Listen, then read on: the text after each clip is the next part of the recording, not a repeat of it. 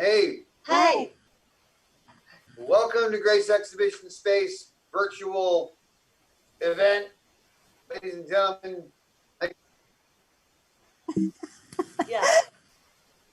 Oh. How's that? Yeah. Yeah.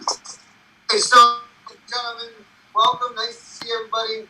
Our power's out. We just got a wild storm, and so I'm doing this through like, I don't know, cellular. So we're here. We made it happen.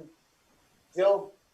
Yeah, we're in a virtual world and we're in a real world, and there's a huge storm happening around us, and apparently maybe even a tornado headed straight for us. So if we suddenly go zip, zip, zip, and we disappear, then we're like on the Wizard of Oz, which is really appropriate today because we have 4 musical guests starting between 9 and 9:30, and I've asked all of them to sing Over the Rainbow.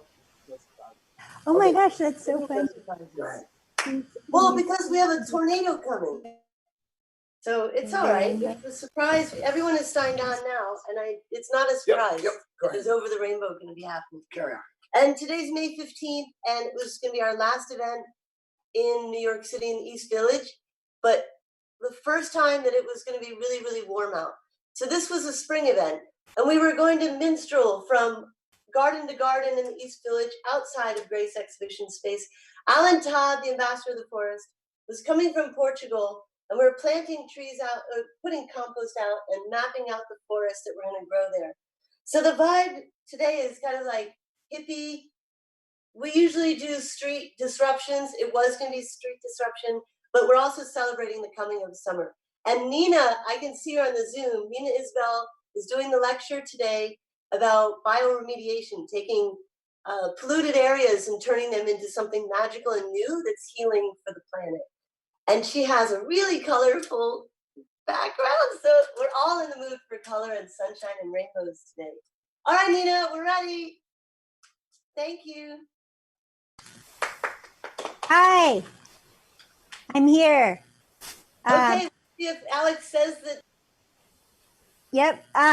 So we just had a tornado, and if our power goes out, you'll know we got swept up into it, and we're on our way to Oz. So the project that I'm talking about today is called the Superfund Revisioning Project that I started in 2016. And I started this because I was concerned with some environmental areas, and I wanted to feel like I could do something about directing or helping these sites get cleaned up. And, you know, I didn't really get a good vibe about like things like activism and protests. I had been involved in certain planning phases involving other things like that, and always felt ineffective to me personally. Going to town council meetings, I also had the same experience that I just didn't find a format for myself to enter these political or social systems that we have in place to deal with pollution and contaminated environments. So I was initially concerned with the IBM complex here where I live in Kingston, because they were tearing it down and there were these huge piles, and I was just attracted and wondering what they were coming from and what happened there. And as I started to research what happened there, I learned about New York State being one of the leaders in the nation for having something called Superfund sites, which are sites that have been designated by the EPA as so toxic and so hazardous that the government steps in to make a plan and to alleviate the liability and tax burden to the people. So like, it's like such bad stuff happened on these sites that the previous owners are sometimes held accountable, but most often they declare bankruptcy, and they usually get like, a $2 million fine or something, but they don't pay it, and because they're bankrupt, so they don't really have anything. They're just sort of like off the hook. So a lot of the EPA and the government step in to develop these remediation plans with scientists. There's a board called CERCLA, the Comprehensive Environmental Response, Compensation and Liability Act, and that started in 1980 because of some environmental practices that were so terrible in the 70s. So CERCLA is what established the Superfund kind of program that once a environment is identified as a Superfund site, the CERCLA and the EPA can come in, develop a site remediation plan, and they try to find the person or get money out of the corporation or the person who's responsible, but that doesn't usually work. And then in a lot of these cases, there's like 20 years go by and nothing really happens, and 40 more years go by and they spent $50 million on a plan and there's still nothing happening. Like the example of the Gowanus Canal, that was one of the most polluted waterways in America, and still is. And they have no way of, there's a big plan now to fix it, but it costs $506 million, and it's supposed to be started, I think, in the year 2022. But in the meantime, they're just developing that as luxury condos.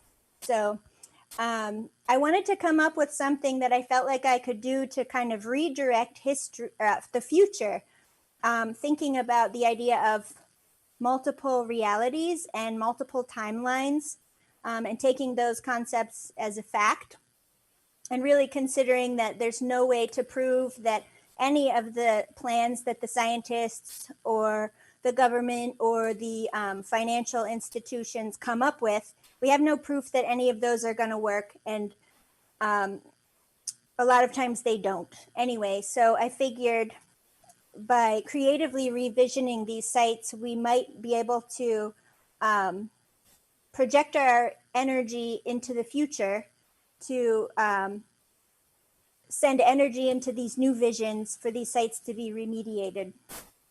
So the stuff that you see around me is stuff that I've collected from 3 Superfund sites that I've revisioned so far, of the 117 Superfund sites that New York State has. And to give you an example, other states in the country have like 2 or 3. So New York is like #1 at contaminated landscapes. We're like the best at that. We have like hundreds more than most other states. And that's because we were kind of the seat of industry, and even in the early 1900s, there was a lot of manufactured gas plants and waste from tanneries and hides because of the fur industry. These are a lot of the things that have caused this residual contamination. So 3 of the sites that I've worked with locally are, like I said, the IBM Tech City site here in Kingston, and Numeric Arms, which is a building in West Hurley that was a weapons and ammunition manufacturing facility that contaminated residential household wells, their neighbors' household wells, with lead. They've since remediated that problem, and they're called now an archived Superfund site. But at the time, I was working with that site to revision it, and I collected material from that landscape was here. Is this object that you see here was collected, the sticks and the rocks and a lot of the things there were collected from Numeric Arms. And so part of the process is that I would take this material and start working with it to like weave it together or make an object, and sort of wait for a vision of like the future, to sort of intentionally try to tap into the timeline of, well, let's see, is it going to be like 400 years, 8,000 years? What's the timeline for this psychic revision for this property. So the numeric arms wound up being revisioned as a future archaeological dig site where artifacts were discovered that implicate technology's role in the destruction of humans. And that happens in the year 3016. So the project scope for numeric arms was 1,000 years. So you can see like expanding these project scopes like well beyond the lifespan of the human being and into the multiple timeline reality gives us a lot more potential than, say, $506 million and 22 years, like the scope and range and budget that they've given themselves for the Gowanus Canal. On the other hand, this revision is free and it's not limited to a timeline, but we have 1,000 years for this to happen. So I hope that makes sense. Let's see. Other things that I did when I was working with Numeric Arms site was I photographed the site. I took video on the site. I worked with manipulating the photographs.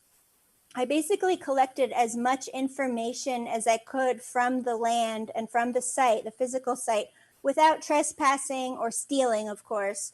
And then I just like work and rework this material until it occurs to me what the site is saying that it will be. And then, you know, that becomes the project goal.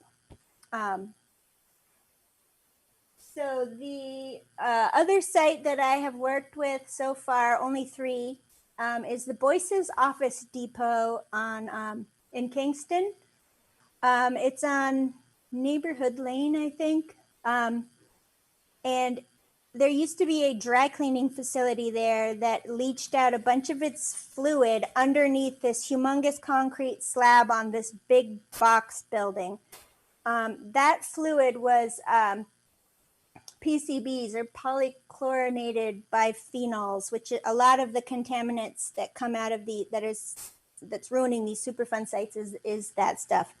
And it's basically like one covalently bonded chlorine molecule that allows the chlorine to like stick to anything else it comes in contact with, like even air or water, and it makes it like available to like ruin and intoxicate all the stuff it comes in contact with.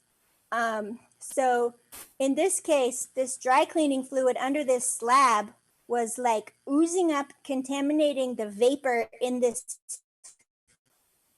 concrete rectangle that you see are these like Office Depot and these big box stores. The place has no windows. It's like a concrete cube. And in order to remediate this, they would have to like get a jackhammer in there and crack up the entire concrete slab and probably dump a bunch of concrete in there to like solidify the soil so that those molecules are no longer like free roaming. They can't like ooze out, that they become encapsulated by concrete, but they're not doing that. So in the meantime, there's just a big empty structure that used to say Office Depot, and they just peel the letters off and it's all empty and useless. The problem with these types of things is that it becomes a tax liability to the other property owners and homeowners in the district. So that's another reason the Superfund site or a project was set up by the government, is to hopefully alleviate those tax and financial burdens that are caused because these idiots in their dry cleaning places. So I'm going to get a picture that I initially started to work with the Office Depot site. This is the stuff that I collected from the site. It's a bunch of ragweed. It was really tall. And so I have these bundles and bundles of ragweed that I initially got from the perimeter of the Office Depot parking lot. This picture here, you can see is a photograph superimposed on top of the Office Depot. And so I started working in Photoshop and with Adobe Illustrator to kind of compile the photographs of the structures that I was weaving, of the material that I collected to take them into photos and videos and just keep compiling them to facilitate a vision. So at another point, I was working with architectural drawings, and we have this, I don't know if this will show up. Here's the Office Depot, and there's a big dome on the top that happened. So this site became revisioned as a eventually a biodome for migratory butterflies.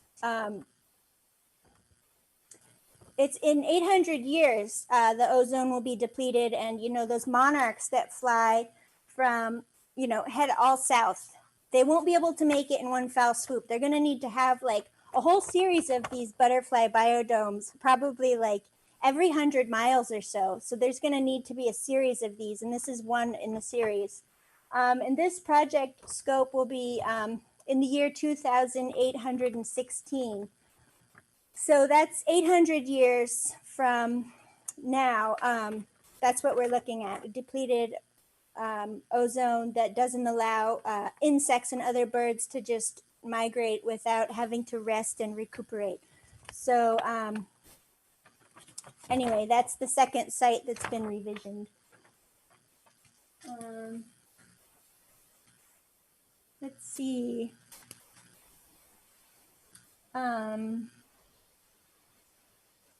Places IBM. This is from the Socrates Candle Factory. I was working with that site in 2016, and I also worked with a bunch of other artists that we would get together and visit usually the perimeters of the sites, because we'd ask for permission to go on the sites, and a lot of the owners of the property disallow that because they can't have, artists walking around on their property, tripping over their stuff and stepping on nails and then potentially suing them. So they can't really say yes to allowing us to walk on the property, especially because there's at the Socrates Candle Factory, I think it was called American Candle, there was all the chemicals were oozing out from under the giant building into the surrounding land. So, I mean, even if we could go on the actual land, we don't really want to because it's disgusting and toxic. So in that case, we collected some specimens from the perimeter of the property and compiled them into this clay structure while keeping the vision of the site in mind. Rebuilt this kind of contaminated candle structure that then we sort of intend for it to work remotely. As it burns, it cleanses the Socrates Candle Factory landscape. So while this is burning, wherever I light up these candles, and it's been lit up like over 20 times, but wherever it lights up it is remotely working to remediate that site. So it used to be much larger, but as it burns, a lot of the clay explodes and pops because it's unfired ceramic. I don't know if you can see it very well from the computer. So that's another one of the sites. The IBM industrial complex became revisioned. This is the most complicated one.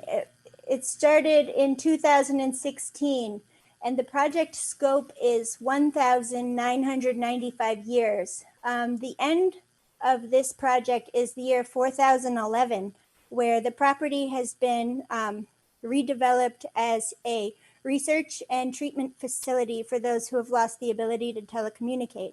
So it happens in about 319 years from now, humans can easily communicate telepathically. And you can see we're on the verge of that with our cell phones, where, you have that feeling like, oh, I think my friend is going to text me, and then poof, they text you.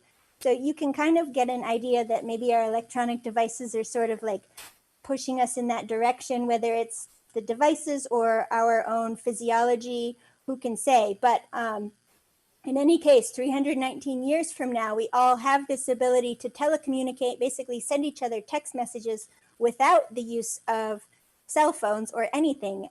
So we sort of evolve into having the ability to do that.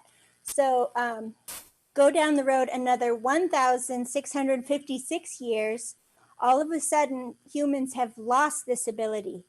And nobody can figure out why. So they're needing to develop research. They can't even remember like when humans lacked this ability. So they're needing to research and come up with treatment plans to kind of rehabilitate us humans in the year 4011 so that we can communicate telepathically once more. So I visited this site with a dancer, Lucy Parker. You can see here some of the big piles. On my website, there's a bunch of photographs of the debris and stuff from this site. These are branches from a cherry tree, and you can see they're also photographed, included in the photograph. We went to this site with Lucy Parker, who is a dancer, and she danced all around here. We took many videos. This was part of the process of coming up with this vision. It's really just visiting the site. I visited sites with other artist friends who were doing music and really just waiting for the visions to occur. So this is a lot of the material that was woven or worked with. And really the idea of just working with the material over and over and over is to just facilitate this mindlessness space where you can become open for visions. And then to really allow yourself or authenticate this process in enough of a way that that can be real, or that you legitimize yourself and your own experience by doing that.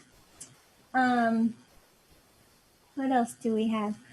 I was gonna talk about the different compounds that wind up on the planet Earth in these sites, because I find it very fascinating that, for instance, there's VOC, volatile organic compounds, and then semi-volatile organic compounds. And some of these chemicals are naturally occurring. So, for instance, all of the chemicals under the, it's called DNAPL, which stands for dense non-aqueous phase liquid. And I think it's helpful to learn about the nature of these chemicals when you're working with trying to revision something, because when you understand the physical properties of the element that you're trying to like come up against, it informs your choices and ideas about your vision and your action. So thinking about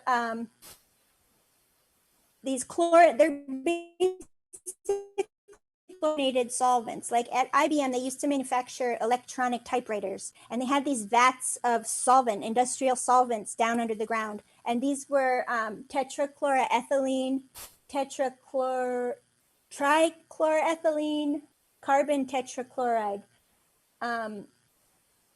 So that is called dense non-aqueous phase liquid. So I already talked about chlorine and how in all of those substances, there's one molecule that allows it to like leach out and affect other stuff around it, where like chlorine in drinking water isn't this way. There's chlorine in it, but it's like encapsulated in a way that it can move through our body and theoretically not like, fry off our linings of our digestive tract or whatever.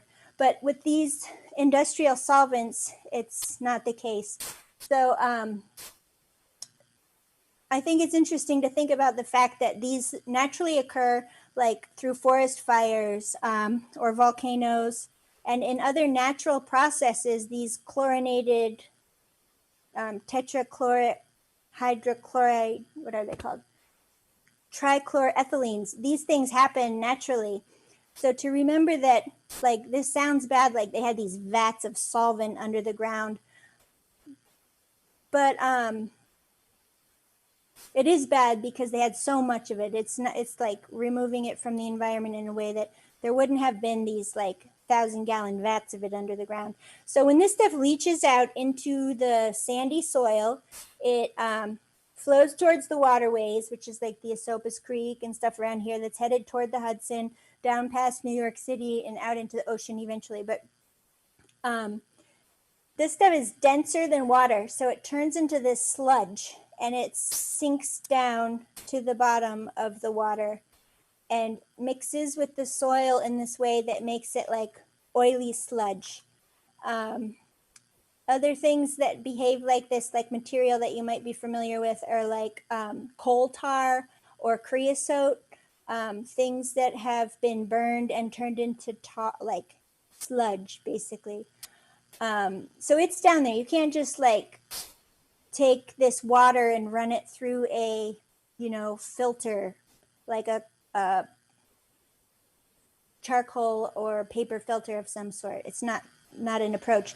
So usually what they have to do is either like dump a bunch of concrete into the water to encapsulate this sludge in some way that keeps it from then floating out into the world farther. Or they try to chemically alter it by like one of the easier methods is like spraying ozone onto it. It just changes it somehow. Or they use hydrogen peroxide that changes the molecule so that it is no longer bonded in this way that allows it to stick to other stuff. So there's these pretty easy remedies for some of these. They still cost tons and tons of money, and they still seem to, as far as my reading goes, rarely actually get completed. There's so much red tape and so much bureaucracy that the scientists are doing their job coming up with the plans. The people responsible are trying to evade their payments and to not be financially responsible by declaring bankruptcy usually. And so the government is like trying to make these things happen, but there's no longer anyone who's responsible that they can like suck money out of. And there's really nobody to hold accountable anymore in a lot of these cases. Other contaminants that wind up in these sites are lead, mercury, asbestos, chromium, heavy metals. What was, like in the Gowanus Canal, there was just a mixture of all of these chemicals that it almost came up with like new chemicals. It was like scientists were studying the Gowanus Canal because there were so many chemicals dumped into it that like new things were being born, like new biological things and new chemical configurations that they'd never even thought of or heard about. So they're still studying that. And I think, I was going to read about a bunch of the other New York State Superfund sites. There's 117 of them. You can go on the EPA website and read about all of them. They have information about their historical narratives of what happened on the property and why and how and what the government and those responsible are trying to do to remediate these problems. And it just goes on. And some of the stories, for instance, I was going to share one. I think it's 25, number 25. These are all listed on the EPA website. This Diaz Chemical Corporation, located in Hooley, New York. The area includes the chemical facility and parts of the surrounding residential neighborhood. Following an accidental release of the chemical mixture in 2002, members of the public complained of acute health effects. Residents voluntarily relocated from some of the homes in the neighborhood to area hotels with assistance from the chemical company. In May 2002, the EPA assumed responsibility, so the company itself is no longer responsible, for the relocation expenses of the residents who remained relocated at that time, secured the site, and removed contamination materials. In June 2003, the chemical company filed for bankruptcy and abandoned the facility, leaving behind large volumes of chemicals in drums and tanks. Immediate cleanup actions at the site have protected immediate threats to human health and the environment. A thermal treatment remedy was selected for the site in 2012. Designs and construction efforts related to the site's long-term cleanup are underway. So that's just one example of something that's underway here in New York State. And there's, 120 or so of them in various stages of remediation and toxicness to humans.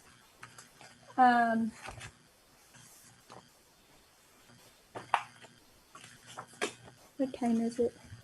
Oh, I've been talking for 30 minutes. Okay. So I don't know if I've been talking about this for about half an hour, and I think that I have given an example of 3 sites that have been remediated and a 4th in process. So that kind of illustrates that this process that I'm also inviting others to do or to at least think about. And I want to make sure that that's really clear, that this is, my long-term goal is to have somehow all 117 of these sites revisioned. So I'm inviting other people to look at these sites, read the narratives, and do what they can to, get a vision and their own vision for the future of these sites, and to work with actions, put some energy into some actions that will change those sites. So this is a process that aims to transform the contaminated industrial sites recognized by the government as Superfund sites.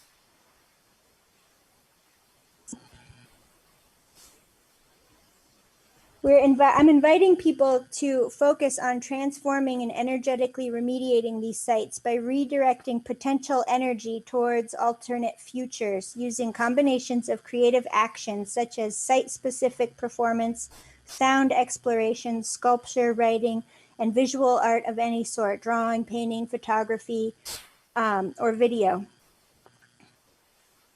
So that's sort of the gist of this process. I want to also, I think I talked in the beginning about my motivation for this was that these systems that we have in place, the government, for instance, and these large financial structures and organizations that the government tries to coalesce itself into, really seems to me, from reading these stories and narratives of all these sites, is a format for just government groups to give money back and forth to each other and never really do anything.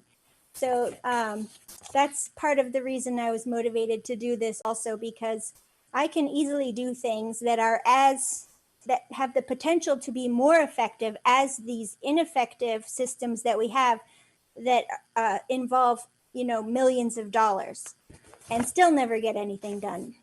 So there's no way in this system to prove that revisioning things in project scopes spans of thousands or 4,000s of years. There's no way to compare that these financial and government institutional structures are more effective than a project such as psychic revisioning could be.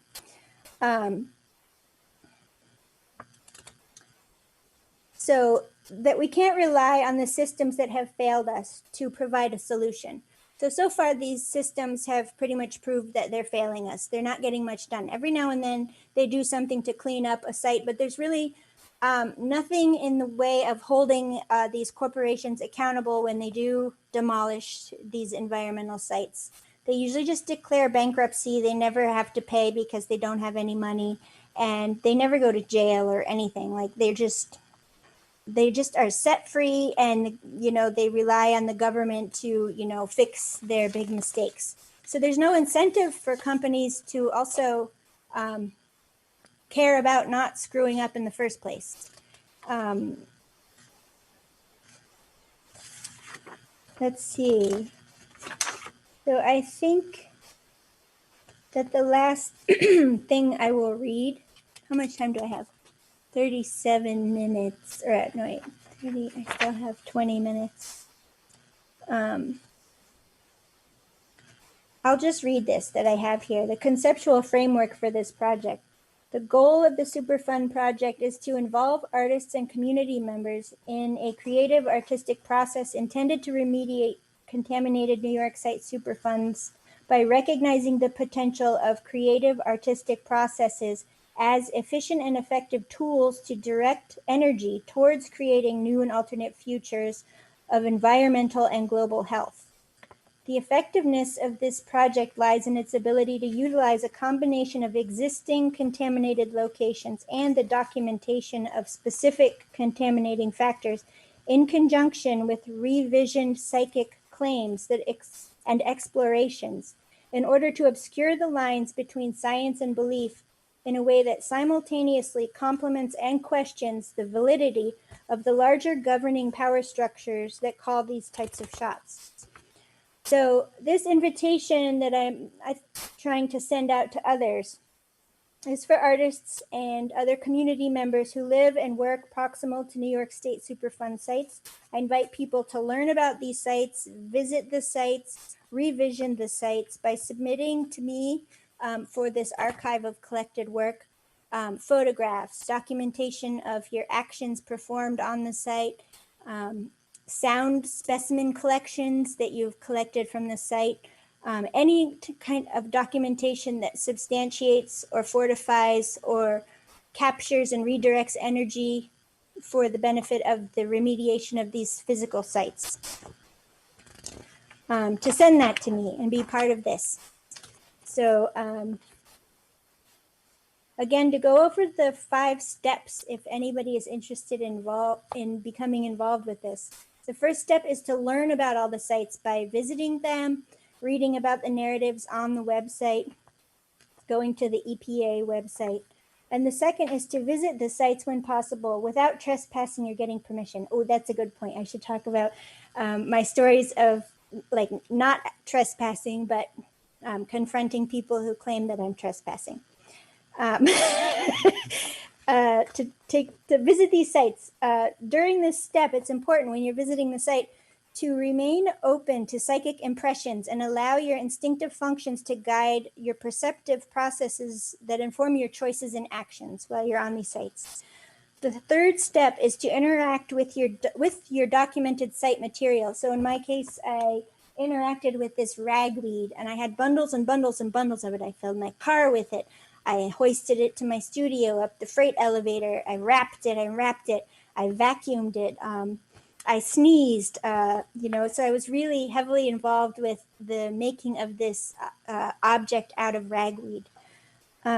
So interacting with your material, this becomes fuel for your action. You learn what you're going to be doing, what your action might be, or you might discover a new action by, in this case, it was wrapping and wrapping and wrapping and hauling and picking and, itching and sneezing from the ragweed.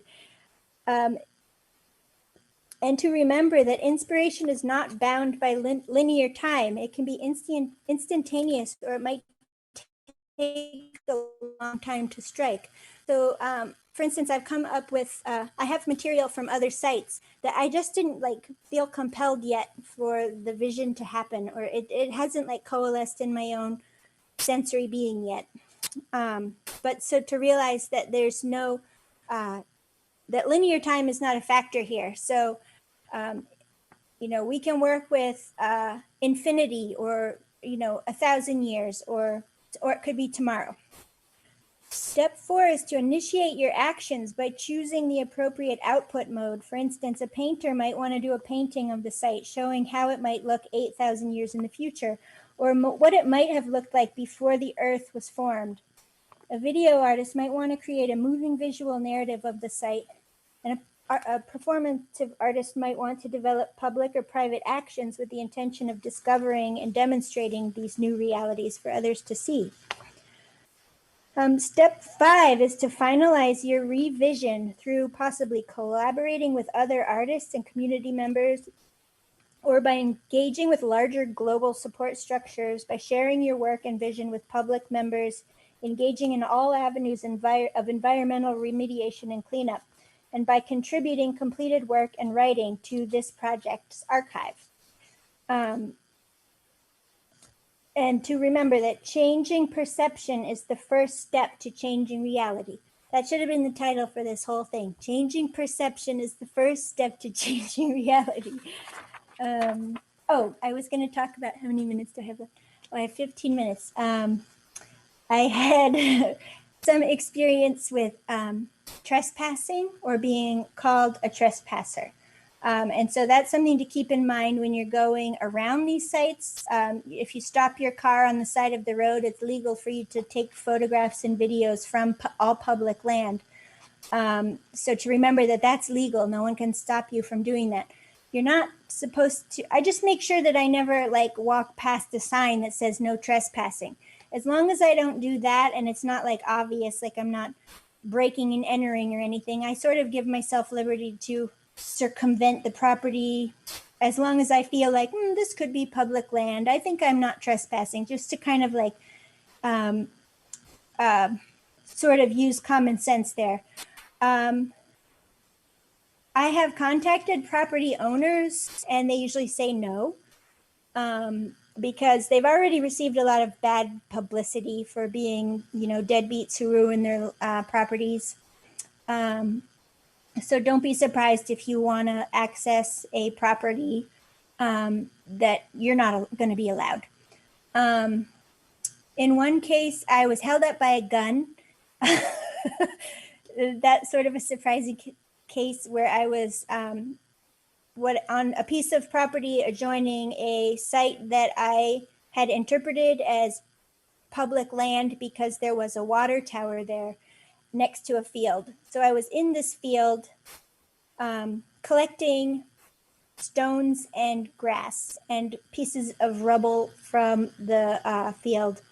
And I was with another artist friend who was singing and making sound, and we were recording the noises. There were also crickets, so we were really listening to the sounds coming out of this field and collecting material from the field. And so a man came and he said, "Get up, I'm armed." And so he pointed his gun at us. We jumped up, we're like, "Don't shoot." We're just art people. So he escorted us with his gun back to our car, and we didn't really know if he was going to shoot us or not. He said that he was not the property owner, so I don't think that he had any right to threaten us with a gun. And he said he lived on neighboring property. So out in these like rural environments, if you're out doing something that, isn't obvious, there's going to be these people who may or may not be armed and might be curious about what you're doing, and just to like stay calm if anybody confronts you, and to just tell them that you're an artist. I think that's your best bet. What was the other story that we had with being confronted with trespassing? There was another one. I can't think of it right now. But anyway, so it's 8:46. I wish there was a way that I could figure out whether you understand what I'm talking about. Last time I wrote down my phone number. Oh, my phone's off. That if anybody wanted to call in, do you have any questions? I put my questions in the chat box. Oh, okay. How do I see that? Oh, chat. Thank you. What are the general demographics of the surrounding neighborhoods of most of the New York State Superfund sites? That question, that varies because they're all over this entire state. The Gowanus Canal, for instance, is in Brooklyn, and that's 1.8 mile stretch of water. And there's some other question here. I'm going to answer the first question. What is the general demographic of the surrounding neighborhood? So that varies. In Brooklyn, that waterway's trashed, and it's been trashed since the beginning of industrialization in America. First, it was fishing and farming, like back before New York City was even a city. That was where they were like bringing in like fish and oysters and I don't even know what. So they were just like traveling up and down here delivering farm stuff. And so that became sort of a route of commerce. And it was like they were setting up, I think there were tanning factories that were putting a bunch of terrible chemicals into the water back then.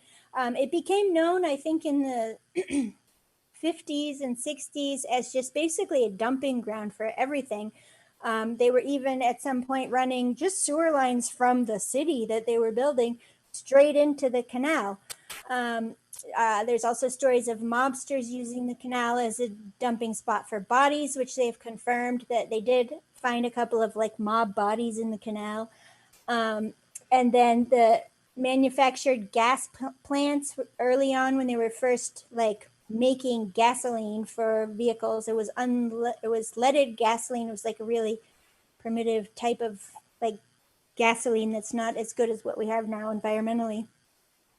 So it's just been like for hundreds of years. How many years has it been just getting, shit dumped into it? They only started to think about this waterway being contaminated in 1948 when they came up with the Federal Water Pollution Act.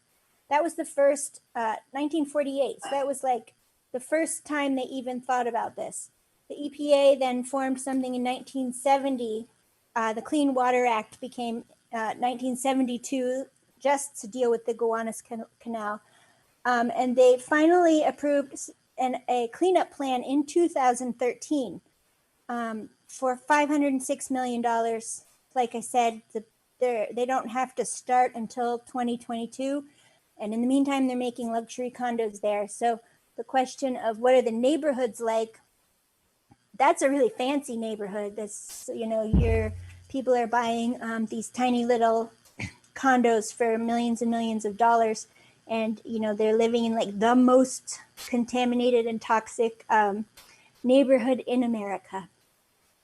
So other places around New York State are more rural, like where we live in Kingston and Stone Ridge. There's a lot of old Superfund sites that used to be mines or factories that are in more remote and rural areas, but it's really a mix. There's some that were in neighborhoods. That's why they try to zone commercial and industrial practices kind of away from neighborhoods. That's one of the reasons that we have zoning. Okay, the next question, Evan Pritchard. Am I a craft activist? I don't know what that means. Craft activist. I would say no. Like activist. I don't want to be an activist. What? Crafting? Oh, knit bombing, someone here said. Am I a craft activist? Evan, what does that mean? Is that a thing that I don't know about called craft activism? Okay, I would say no, because I've never heard of that. Let's see, the next question from Sarah Dixon. Did you just imply that property owners are allowed to threaten you with a gun and that being an artist is protective in this situation? No, I don't know. I think in some states and maybe New York, I'm not clear on the law here, that you can threaten someone with a gun if they're on your property. I know if someone comes into your house in some states, like again, I don't know about New York State, that you can shoot them. They were like, if you think they're a threat and they're in your house or on your property and you interpret them as a threat, you might get shot. And am I implying that being an artist is protective in this situation? Not legally, but I would hope that it would just, maybe like strike an armed person as, oh, I thought you were, I don't know. I just think that being honest in those moments is the best thing to do. Maybe the armed person would realize, they might have a change of vibe because they were just given the correct, honest answer to their question. Okay, Evan is answering. The name Gowanus means a beautiful tributary surrounded by pine trees. And Evan Pritchard is one of the artist who's going to give it a talk. Oh, you're going to do music next, coming up in 8 minutes. Evan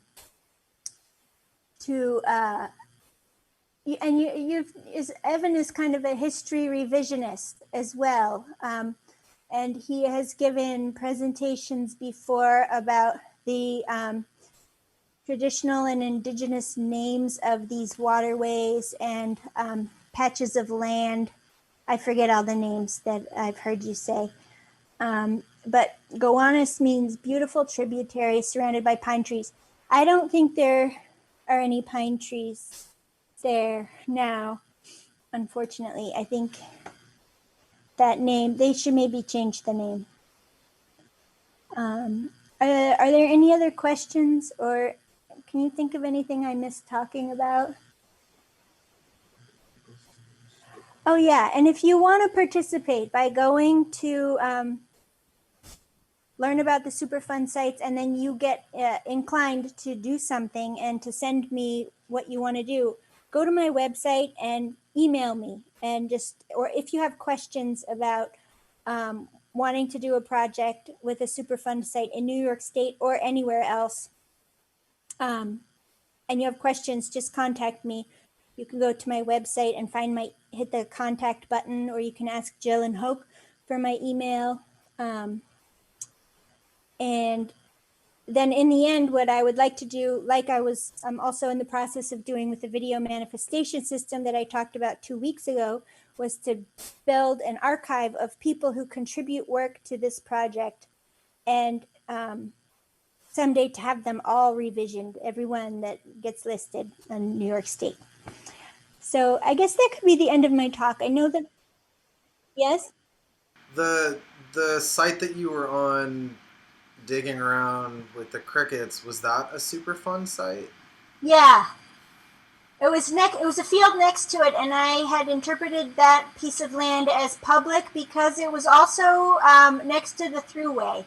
So I was like, I think I'm on the land that's sort of connected to the thruway, but then there was this water tower, and then there was this site that I had learned a lot of stories about, a lot of human rights violations and chemical dumping, and of the employees were being violated through this corporation.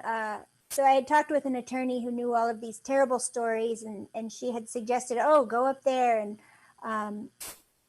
so yeah, it was a Superfund site, or the land adjacent to a Superfund site. And sorry, I think you said a couple times actually, but you can find the Superfund sites on the EPA website. Is that what you said? Yeah. Let's see. If you type in Superfund sites, there's the EPA.gov Superfund search. You can see that I printed them all out, and I also put them on my website. I just copied and pasted them from the EPA website when Trump got elected, and he was taking over all those EPA sites and like putting in his own sites. I thought, well, he's probably going to make all this disappear, so I want to make sure I keep it somewhere. So I also copied and pasted all of that on my website. If you go to the projects tab, then you roll way down, the Superfund site revision project, you click on that, you can find all the New York State Superfund sites there with their narratives and dates. And are all Superfund sites like open to the public, or are they in various stages of like revision?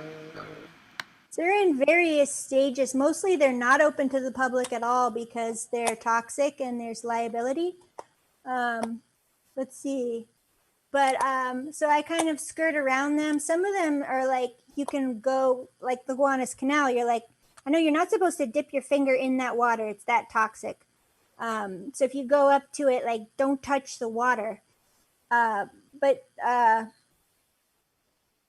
Yeah, you can kind of walk up to the edges of these properties, look at them. If you don't even have the ability to travel, you can just look at them, the photographs of them online, and wait for your, Google what images you can find of these sites, and use that to inform your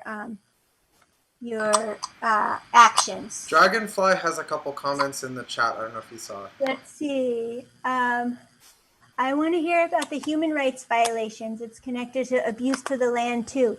Yeah, so the story that I heard about the Socrates Candle Factory from my friend who was an attorney who was first working, I think maybe early in their career, was that they had got a lot of immigrant workers who didn't know the laws, and they had employed children, and they were working them, paying under minimum wage and working them over the legal amount of hours. And the people that they had brought in, I think from non-English speaking places, didn't know their rights. And so my friend who was an attorney was trying to do campaigns of like posting flyers in the bathroom in Spanish so that she could communicate with these people that their rights were being violated. And so that is the information that I know about that site. That's the candle factory. So they're making these beautiful candles while contaminating the land and taking advantage of people. Let's see, there's another comment here. I did a 90-minute documentary filmed right on Newton Creek. This is from Evan Pritchard, which is a famed Superfund site on YouTube. I'll have to see Evan's 90-minute documentary filmed on Newtown Creek. I'm not familiar. I probably have that in this pamphlet. And then from, what's the link? Which link? Dragonfly is asking me, what is the link? To Evan's film. He may as well put it in there if possible. Yeah. And I also commented that I heard that Gowanus has chlamydia. Is this true? I don't know. I haven't heard that. I would Google it and see if you can find any documentation of that. But I have heard that lives in like birds or something also. The link for Evan's 90-minute documentary, I don't know. But if someone wants, I don't know if also the YouTube viewers are able to see our chat.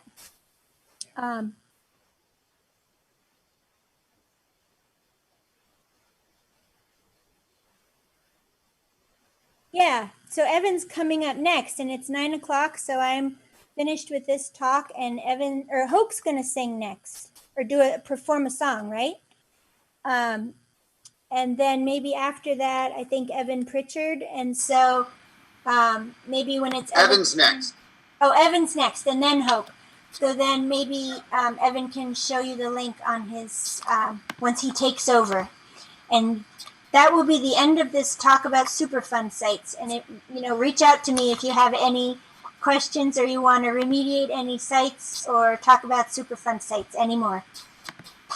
Someone here says Gowanus has chlamydia and the clap. And here's a website, brooklyn-paper.com/the-gowanus-has-the-clap. Yep, that's the website. Sounds good. I'm going to check that out. Thank you.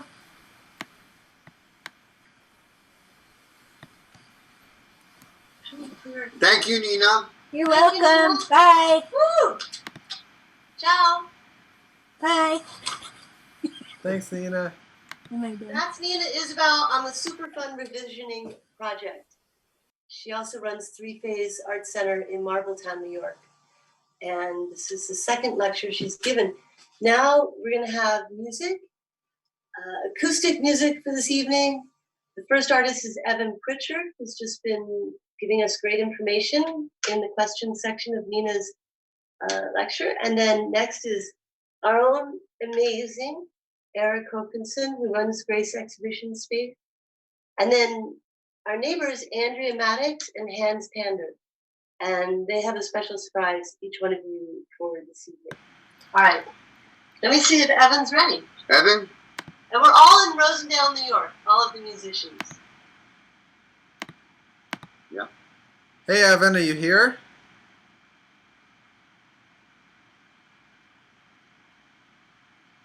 Evan, I think you have yourself muted.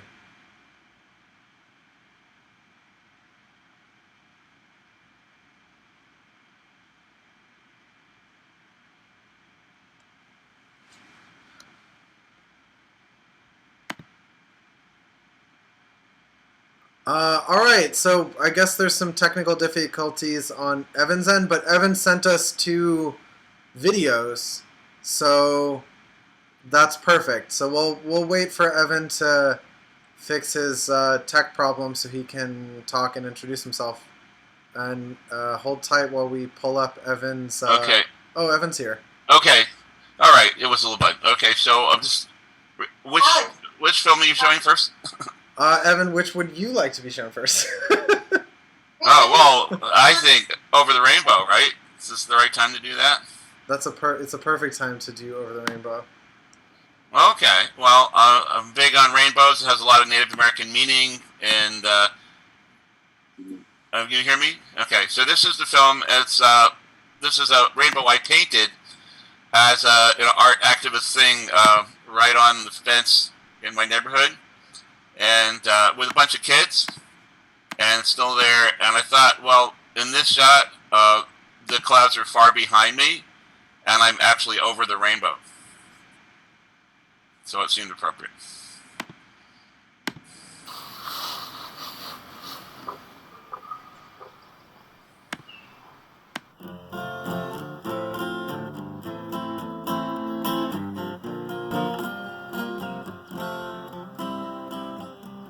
Somewhere over the rainbow, way up high, there's a land that I heard of once in a lullaby. Somewhere over the rainbow, skies are blue, and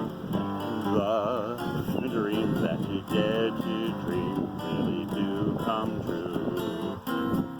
Someday I'll wish upon a star and wake up where the clouds are far behind me, where troubles melt like lemon drops away above the chimney tops. That's where you'll find me. Somewhere over the rainbow, bluebirds fly. Bluebirds fly over the rainbow. Why then, oh why can't I? If happy little bluebirds fly above the rainbow, why, oh why can't I? Why then, oh why can't I? Why then, oh why can't I? If happy little bluebirds fly free above the rainbow, then why, oh why can't we? Why then, oh why can't we? Why then, oh why can't we?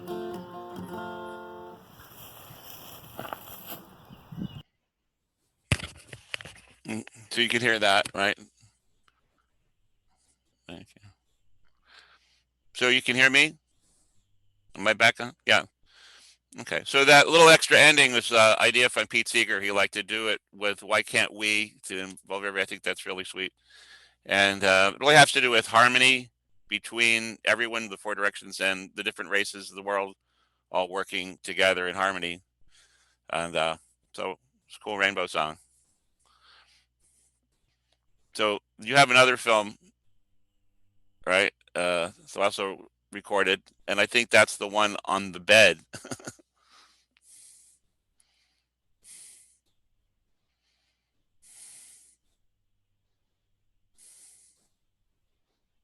To everybody, this is a song called "Want to See Us Free," and I had this experience of driving in a van at 6 in the morning through New York City with John Lennon and Bob Marley, and I was in the middle, and we were singing this song to everybody on this speaker, and then a terrible thing happened. I woke up, and they were dead, and I was still here. So, you know, just the way life is. You win some, you lose some. Well, you know, we had written the song together, so I ran and copyrighted the song and recorded it, made millions of hit records, but that's not true. But this is the story, and this is the song that I wrote with John and Bob.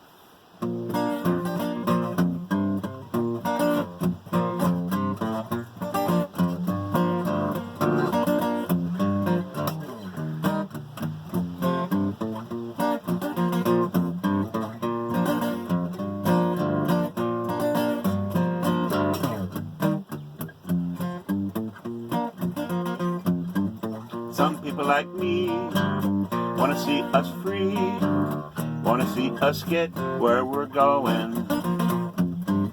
Some people like me want to help us see the things we need to be knowing. Our children must be beautiful and free. In liberty they'd be growing. But until that day, gonna have to pray that winds of change will be blowing.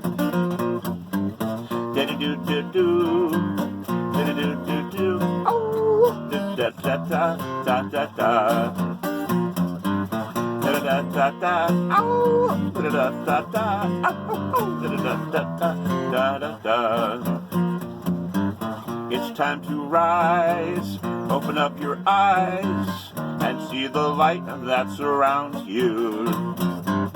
And it is so bright, and you have the right to share that with those around you. But to share that light, you may have to fight against the night that has found you. But don't be afraid, everything's okay. The power of love will astound you. Da-da-da-da-da, da-da-da-da-da, oh, da-da-da-da-da-da-da. Da-da-da-da-da, da-da-da-da-da, oh, da-da-da-da-da, ba-ba-ba. Da-da-da-da, da-da-da-da-da, da-da-da-da-da-da-da. Da-da-da-da-da, oh, da-da-da-da, oh, da-da-da-da-da, ba-ba-ba. Some people like me want to see us free, want to see us get where we're going. Some people like me want to help us see the things we need to be knowing. Our children must be beautiful and free. In liberty they'd be growing. But until that day, gonna have to pray that winds of change will be blowing.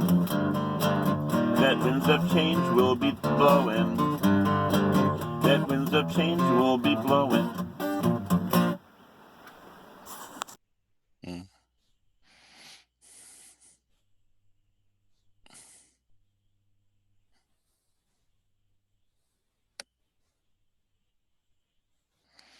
Okay.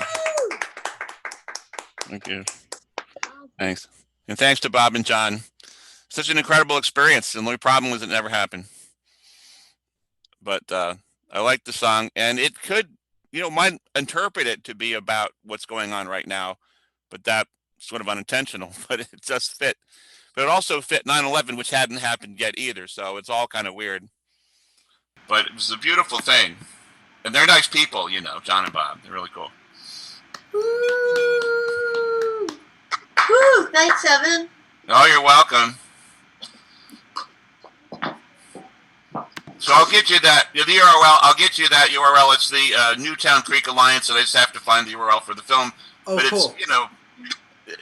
It's something that watching Nina, inspired me to remember, that we actually really went in depth with that. And what happened is the bulkhead I was climbing on to get out of there turned out to collapse a few years later, like a year later.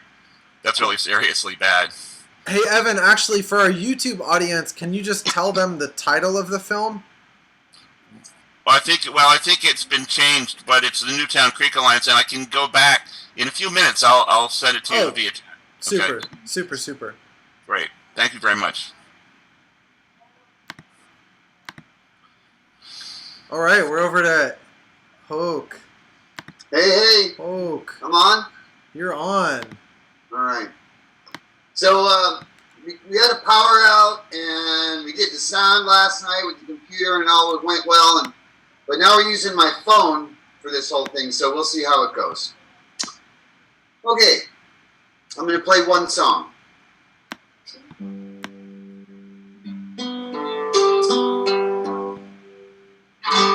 Can you hear that? Okay. When all the world is a hopeless jumble and the raindrops tumble all around, heaven opens a magic lane. all the clouds darken up the skyway, there's a magic highway to be found, leading from your window pane to a place behind the sun, just a step beyond the rain. Somewhere over the rainbow, way up high, there's a land that I heard of once in a lullaby. Somewhere over the rainbow, skies are blue, and the dreams that you dare to dream really still come true. Someday I'll wish upon a star and wake up where the clouds are far behind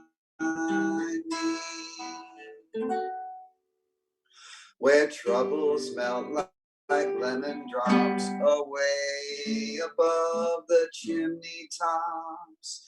That's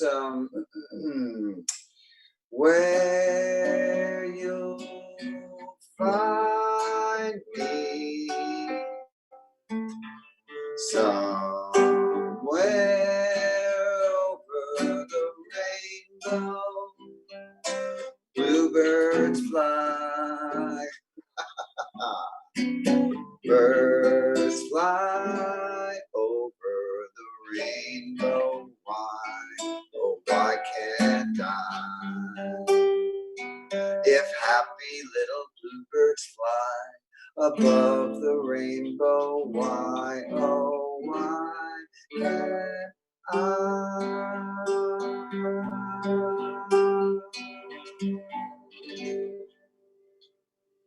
Woo! That's all I got to say. Thank you. And thank you, Evan. And now Andrea and Hans, if they're up and running. I think Andrea and Hans are still battling the storm, maybe. Oh, they're actually calling me right now. I don't think I can. Oh no. I hope they can call you. Yes, I can go. I'm videotaping you because you're awesome. Okay, so yeah, we have an issue. So what should maybe Robin wants Here, to can you dial this number real quick? Well, for anybody that's watching that didn't hear, there was a tornado upstate where most of the artists are right now. So we're all in Rosendale. Sorry. Everybody's fine, but I guess Jill and Hoke and Andrea and our neighbors, and they don't have power. And Evan. Are you? Oh, good. And Evan lost power, so if you're watching this on YouTube, just hang in there for a minute. We're fielding. Should we have Robin go on earlier? I don't know if she's ready. Maybe she's totally ready. Robin, are you here? Or the English people. Are the English people on? There's no Robin here. English people. I'm sorry. Those Brits are giving us the thumbs up. English people are here. All right, Dragonfly's up. I am. Or the English people. They wanted to go on earlier. I think it's a competition between who wants to go to sleep first. We're okay. I'm still awake. They're 5 hours ahead of us, so maybe they should go first. Okay, all right. Hang tight. Let me pull up the film from WAAS. Did I get it right? Yeah, the WAS. The WAS. All right. The WAS, yeah. All right, cool. It's gonna be a little bumpy. Let me open that up. 1 second. then we can have a little chat about what's been going on here this evening.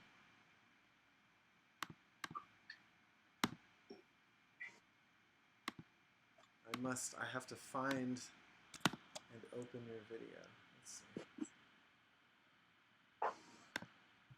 see. We've just been checking that, you know, really art is being produced, and we've been monitoring what's going on. So I'll give you a little feedback after the film.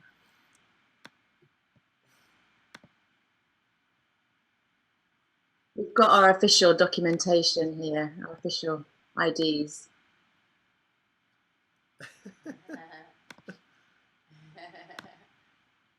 Just so you know, we're not, you know, we're the real deal.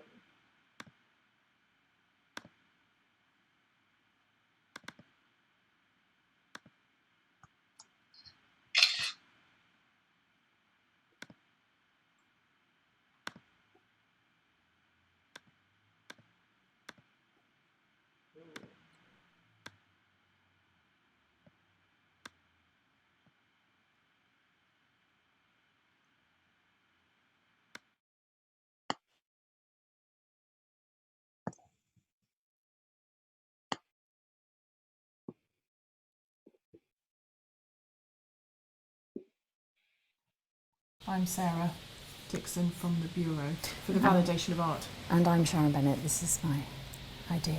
Hello. So we just have some questions for you. We'll also want to interview an audience, and we'll also make our own assessment of the proposed work. Then we confer and make our decision. This is the art form. The art form, yeah. You ask the questions. So if I could take your name. It's Hilary Powell. What was your intention? To empower ourselves and the community to look again at how the economic system works and kind of use creativity and humour to investigate that. So that empower community. Have you suffered? Yes, probably. Well, like everyone does. But we made a choice to do this, so you know, can't blame anyone else. Okay, no blame.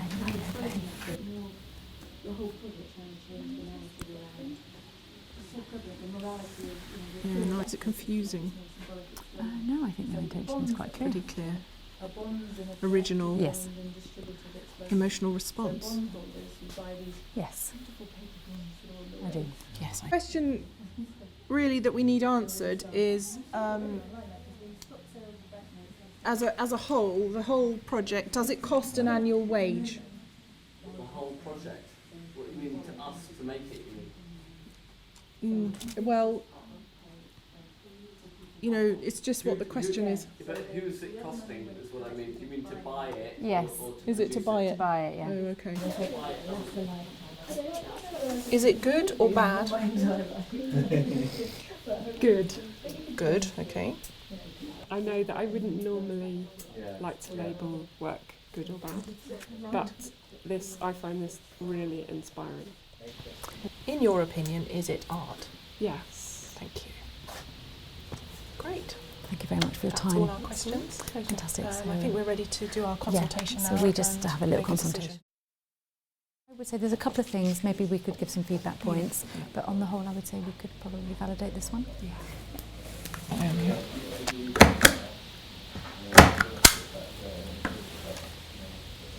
Should we wait for the artist or just go ahead? I think we can sign and then maybe we could... I'll get the artist. Okay, thank you.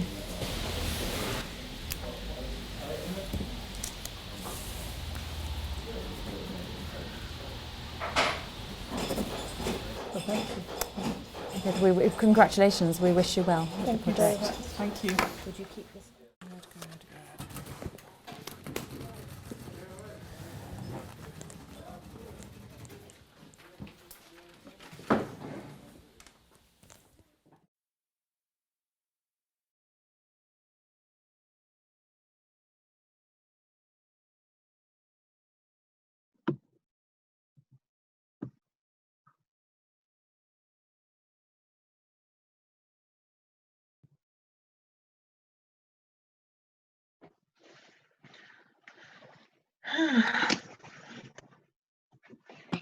there. Good. So, as you can see, we've got credentials. We are official, and we have been looking and answering questions. We have questionnaires. Can you see the questionnaire there? We've got questionnaires for different aspects that we usually ask of the pieces that we see. So we've got questionnaire 1, which is for the art. I'll just show you that there. We've got questionnaire 2, which is usually for the artist. And then finally, we have a questionnaire for the audience. So we've been keeping an eye on things this evening, and we'll stay here and we'll be looking to either issue validation certificates for work, or if they're not validated, we just record that in a docket. And we did keep a close eye on the lecture from Nina, and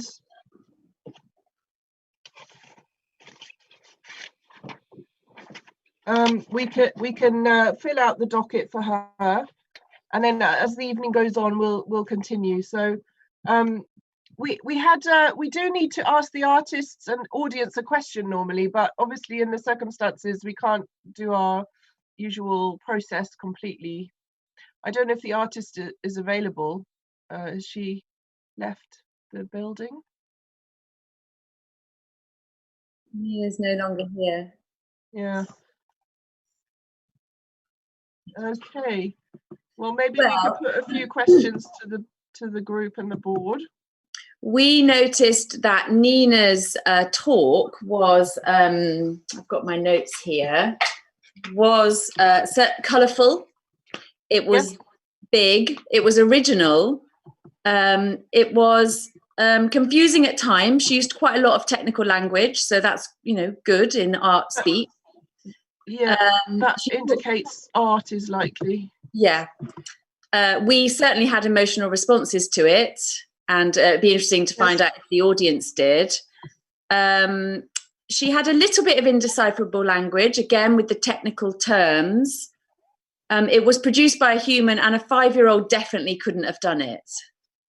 There was no dead animals involved, but there was talk of dead bodies. So, yeah, again, that works in its favour. Yeah, and also she had a gun held to her head, so there was definitely some risk involved. Yeah, and possible suffering, although we obviously can't ask her to check. One of the questions we would have asked her was, has she suffered? And I would think the answer is quite obviously yes at this point. We'd have to guess, but yeah. So we would sort of open it up for the audience, really, which would be audience. Guys. What do you guys feel about that? We have some questions for the audience. Does it seem aesthetically pleasing? Anyone? Yeah. Yeah, Nina's lecture. Do you think it was aesthetically pleasing? Like the colours? Yep, great. Yep. Okay. And can I just ask you then, do you have a certificate? What? What? Just want to know if you've got any qualifications. To discuss of any description, it's fine, Just, first aid is fine, or swimming. You've been knighted. Oh, God. Oh, well, if you think it's we're British, that's amazing. That's great. A knight. I will say knight. Fantastic. Yes. What else? Oh, yes. What's your level of understanding of art? Oh, there's Nina. We've got the artist back. Oh, Nina's back. Fantastic. We can ask her some questions. Hi. Oh, we need to know. Yes, we need to know. Do you live in London? Me? Who? Because in the UK, artists basically live in London, or so it's assumed. Yeah, we haven't really. Yeah, we don't live in London. Eh? Nope. And did I suffer? Sure. I think that the talking about the project is pretty suffering induced. Oh, okay. We took the fact that you had a gun held to you was pretty suffering. In the moment, I didn't have suffering when the gun was held to me. I just was like, stay calm. And I was, in survival mode. But I think afterwards, now that I think about it, I get a little anxiety. But in the moment, I was like, whoa, that was weird. And then I got home and, it was like one of those experiences where the next day you're like, oh my God, someone was holding a gun to my head. But I don't know if that's suffering.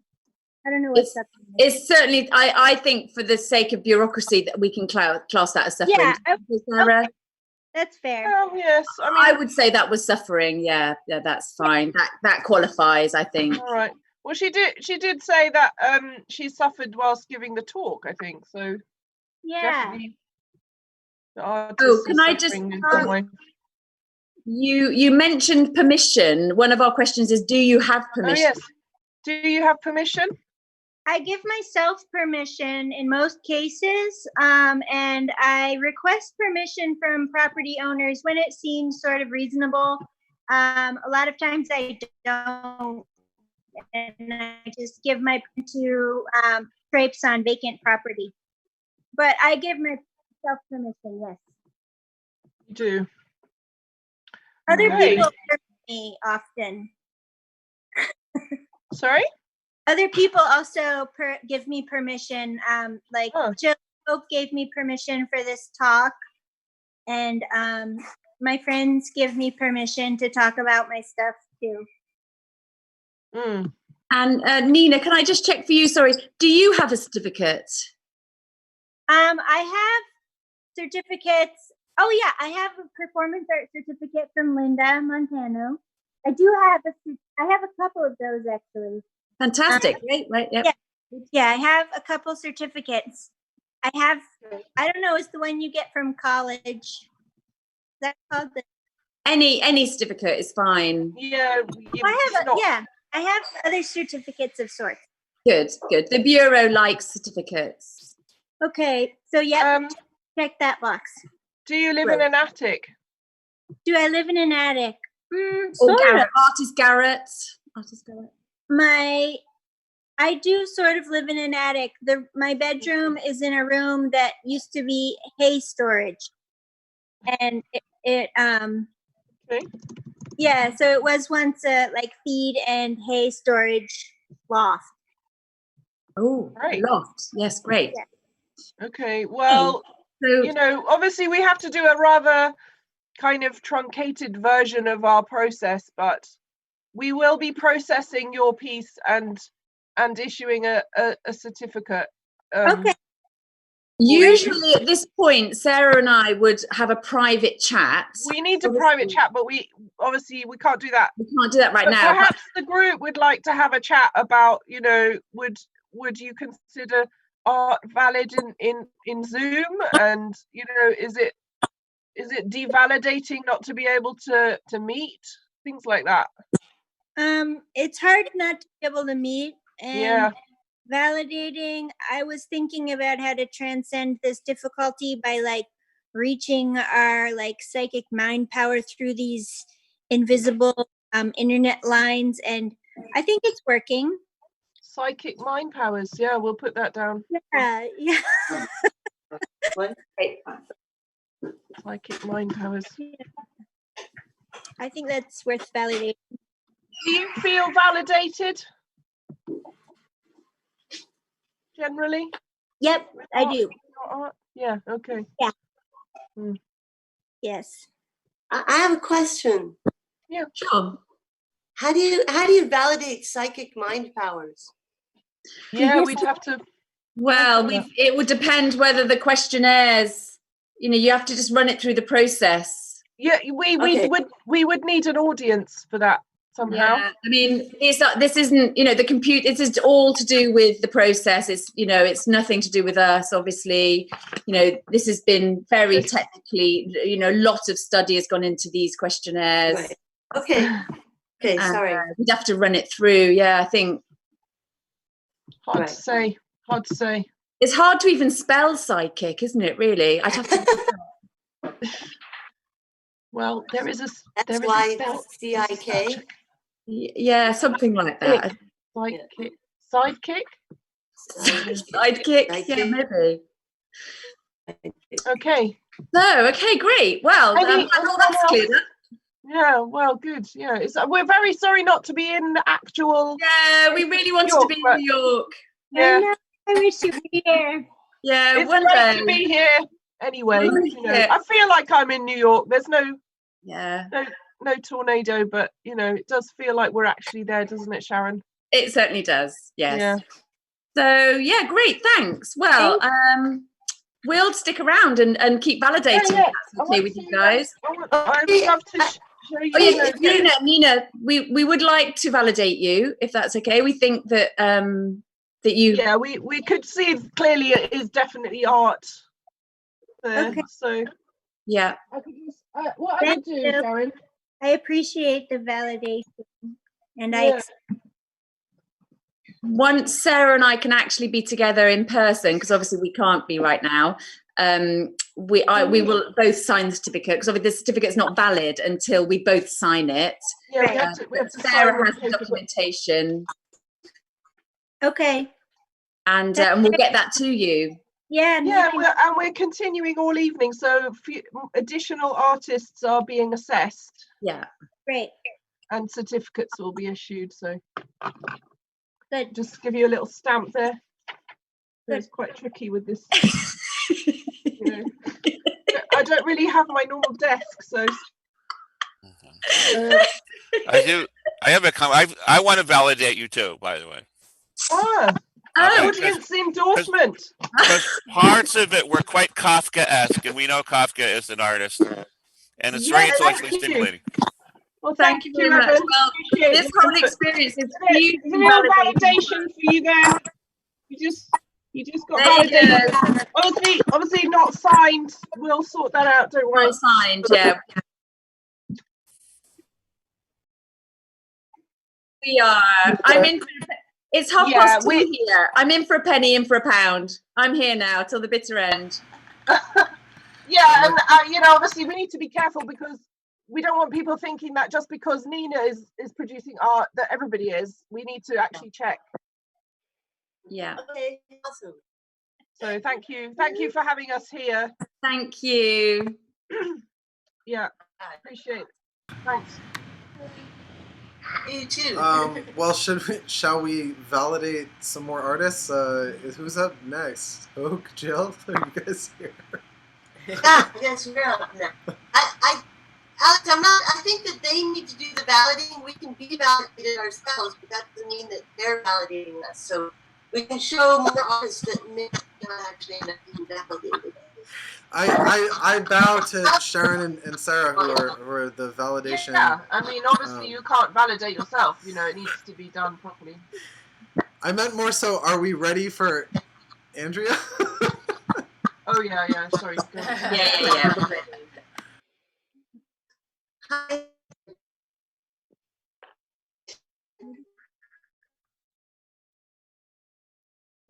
We are. Oh, but Andrea and Handsander, they live nearby, so they're coming up with a video. I can show the video to the camera, or I'm hoping that they'll just play the music in our driveway as we socially distance, but we can play them live. How about your? No, it's dark. Maybe what?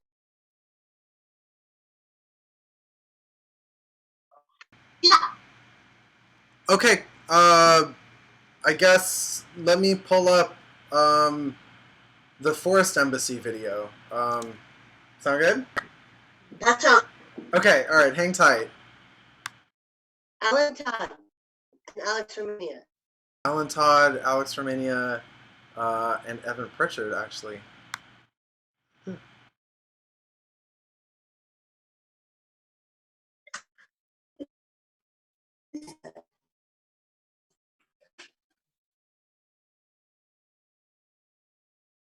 Can I validate your validations? We have a flashlight. They're great. They're great.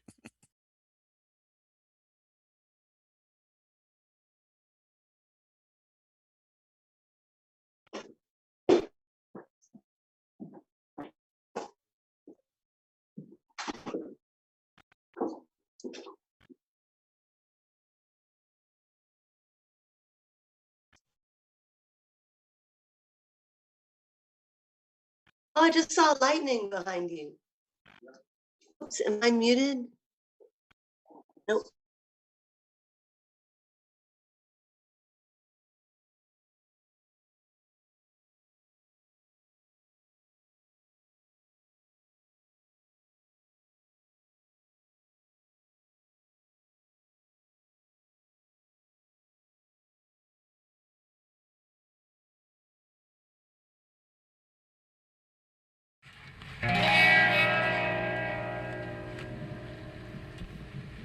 Thank you for your attention. The work of art here creates the concept of forest art as an expression of a transcultural artistic movement molded by a number of artists with anthropogenic practices. The research is aiming at embodying the criticism of the complex relationship between nature and society. It conveys holistic approaches to sustainability and public health. It involves a collaboration with art, science, and cultures to create spiritual thoughts and rich totality. The forest art aesthetic opens new states of mind where the discovery of plants' intelligence is challenging our perception of reality, of beauty, of life. It considers plants' behavior and develops direct collaboration with it to produce common knowledge and interspecies art. As example, it can go through trance performances, regenerative soil installation, forest biosculpture, writings, melody, or all kinds of visuals. It is a total art. And it is contaminating all aspects of society and life for a polymathic experiment. At first, because as a bioland art, the sculpture is alive. Each land's owner is invited to take care in his garden of a sculpture named here as a fertility island that will be like a sort of a forest, seen here as a biotechnic sculpture with the design of a forest and with the expectation to have a positive impact on the weather, the wildlife, the soil, and our health. At second, because as a collaborative protocol involving art, science, and legislature, forest art initiates the concept of law art, where art tackles the rights of wild nature with the help of intellectual property laws. At third, as a total experience, forest art joins all artists who wish to give their talents to serve plants' messages in a form of a forest embassy. The forest is now speaking and is inviting all artists to speak in its name. Welcome to the Forest Embassy. Welcome to Forest Art.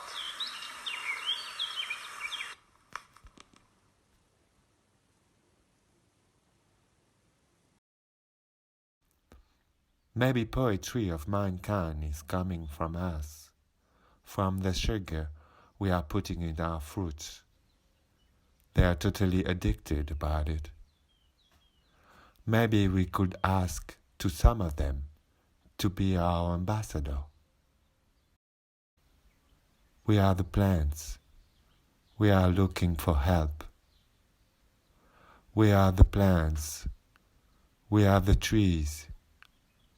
We are looking for help. Mayday, Mayday, we are the forest and we need your help.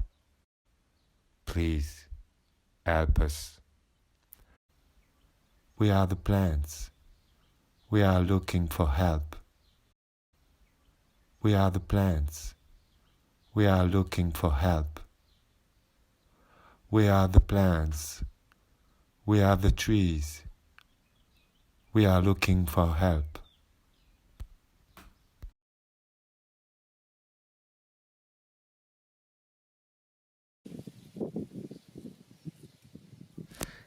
Yeah, it happened during the pandemic COVID-19. And I was locked down since two months, alone in the farm. I was allowed to be there to garden, and I was gardening a lot. And I felt so lonely. So at the beginning, I thought it was a creation of my mind, but I felt a presence. I felt someone. And at some point, this person talked to me. Yes, I know. And the person said, "I'm the white man." And he started to explain me that many books have been written about him, like he's sort of famous. Like people said he's an artist of the forest. He told me he's a diplomat of the forest, like he's come as an ambassador of nature or something. And then after he explained me his powers, like he could talk with bees and stuff like that, you know. Like he really showed me all things, type of stuff he could do. And I was a bit astonished, you know. I didn't really know what to do. I thought it was a creation of my mind, and I remember I said, I don't know if such a man exists. And I remember I was wondering how a man could be a real ambassador of nature. And even if such men exist, how could we trust him? I don't know what I thought that.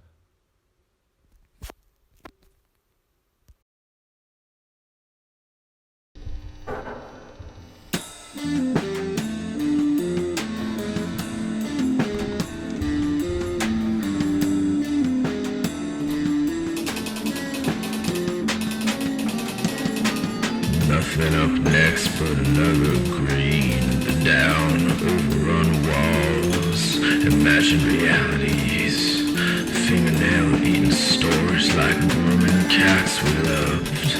This wasn't even the first step of an acid experiment for heavy rain to make the world translucent as heat curves the distance, miraging untouched lands around gated communities of security drones whose settlement of bleached weeds pulverize the earth. A wind-blown hideaway, another vapid pout, somewhat glistening in the secret callous folds, carousel of evolution, buried beneath the dismal composition of fences, inverted skyscrapers of magma, black pooling history sludge, the detriments of tectonic amnesia, enduring endless rebirths, zombie success, waves of fire and torrential bliss. You tell you the layer you walk on, a summation of bits, layered out by sagging electrons, pile of freezer burn,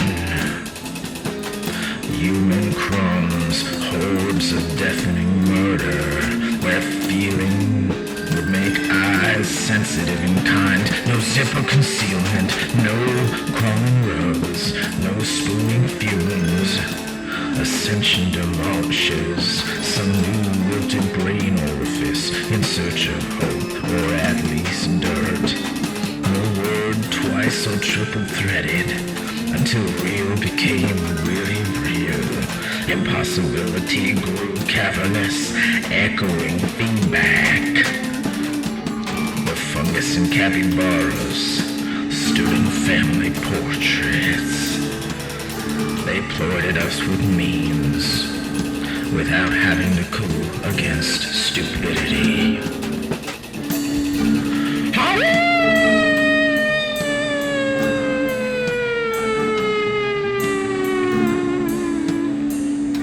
Who are we? And where are we going? What are we doing? Working.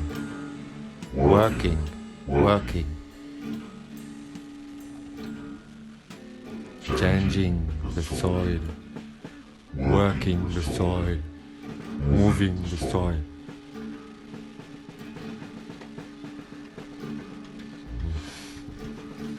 I'm really wondering why we're doing all of this.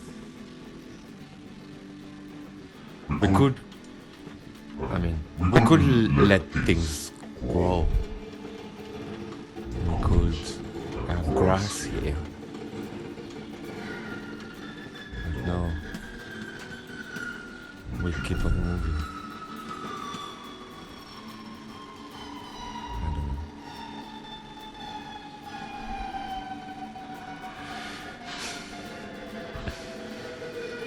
I feel we are all in this bubble,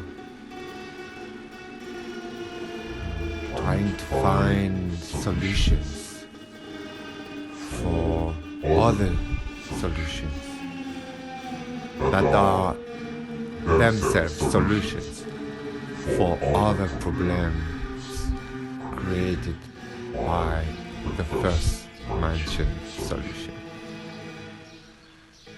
It's like we resolve something and then something new happens. I'm wondering if we're climbing, if it's still a pyramid where each step is a new problem, but indeed it's a step. Indeed, each time we are reaching something,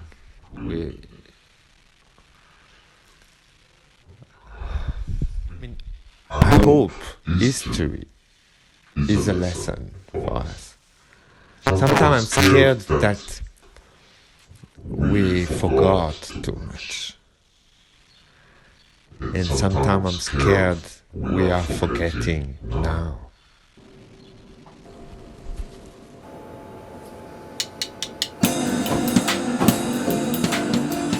The health concerns of living in a hole. This is what the day looks like. A series of knots in the lower spine, defective units, slunching concerns with effort, broken android belief. As much inspiration translates into a practice of hodling, choking on dryer fumes and a fear of the front windows. I'm stammering from the trip downstairs. I'm finding it hard to control my life these days. I'm finding it hard to control myself. A practice with burning chairs leads to unbending clarity. The efforts of death make for re-envisioned markets of tombstone artists for large-scale luxury death pits. The father smeared his child on the sidewalk. The vegetables trembled in a chorus of overwhelming success, and suddenly the intelligence hit them as a vial dissolving melted what little boredom became of the brain's obsessive narcissism and enveloping injustice. Speaking with metaphors was the new thing. Out of the soil they started talking, and what little was left they wrapped their branches around throats, dripping into development and pulverized food of an onion oil empire buried in forgotten depths of species too big to imagine, screamed, "Oh God!" into the last one that died.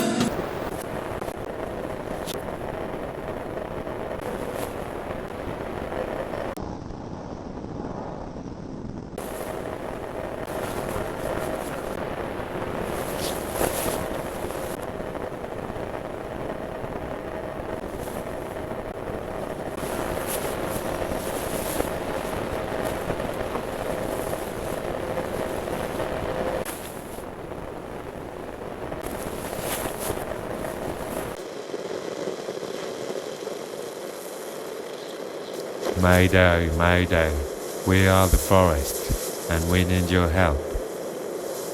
Please, help us. We are the plants. We are looking for help. We are the plants. We are looking for help. We are the plants. We are the trees. We are looking for help.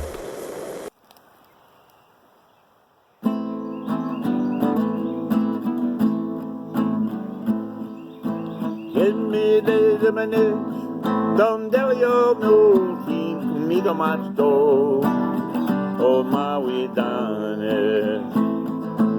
And me the damanis, Dambara Bexu, teach me the match door. Number one, my lieutenant. Number one, my lieutenant. Donkey so belly galu. See go la sitamu. Why hey ya hey yo. Hey yo hey ya yo hey yo hey yo hey hey ya. Way away, hi ya, yo way away, hi ya, way away, hi ya, way away, hi ya, yo way away, hi ya, hey yo.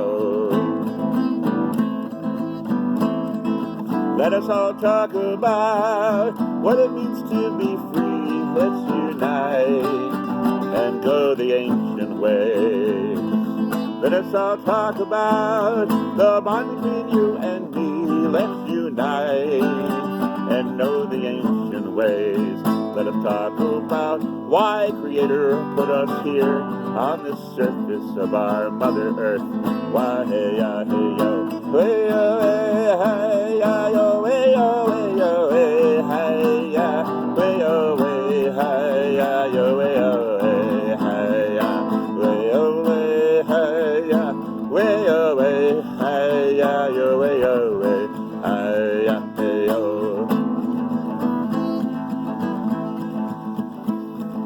Let us all now reflect the spirit that we all share. Let's unite and walk the ancient ways.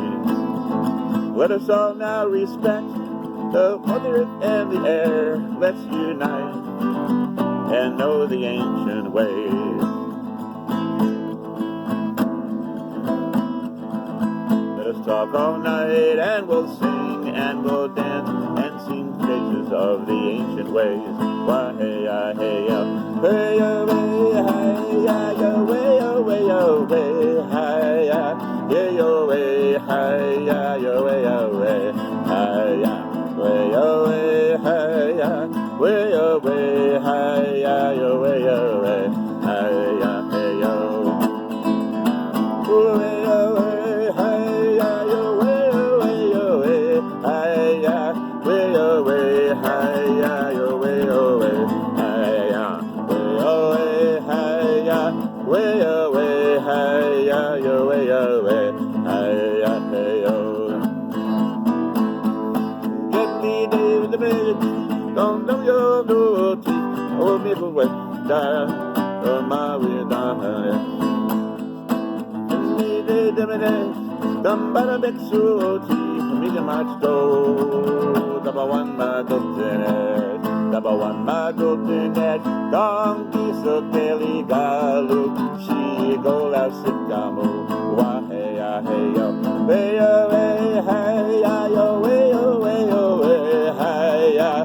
Way away, hey ya yo. Way away, hey ya. Way away, hey ya. Way away, hey ya yo. Way away, hey ya hey yo.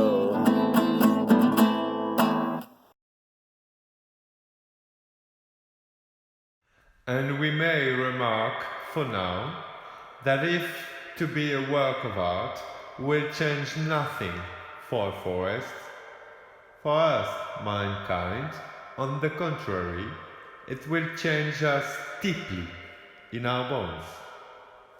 Forest art is indeed announcing a new culture, where all species participate to the spectacle of life, and where we could see the forest itself as the greatest art of all.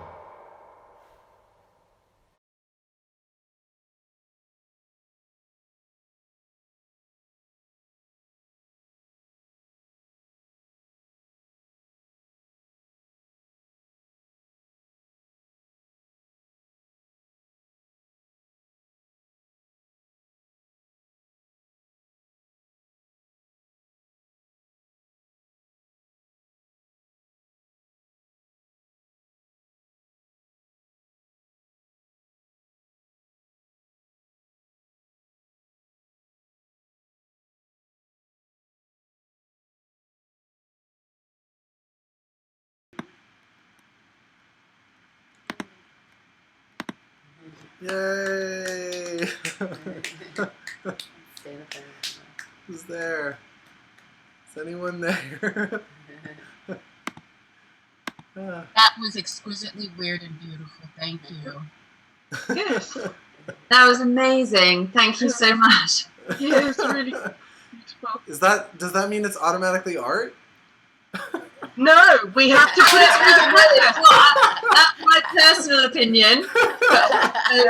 Through the questionnaires, it also gets. Yes. So we were wondering if any of the artists are around, they can look in the chat and we could maybe drop a couple of questions just to get that.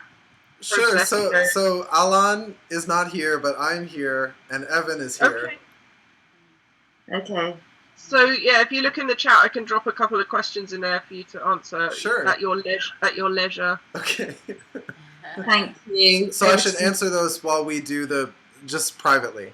Yeah. Yeah. Okay, great. So, Jill and Hoke, are you all there? Is everybody there now? We're here. Hello.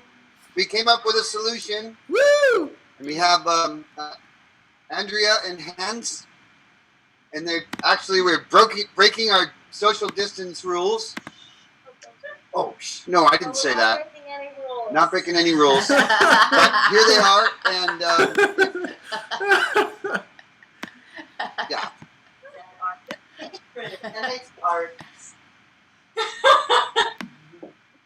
So they're raring to go. All right. Need an introduction? Yeah, why don't you do an introduction, because I'm fiddling. Ladies and gentlemen, let us.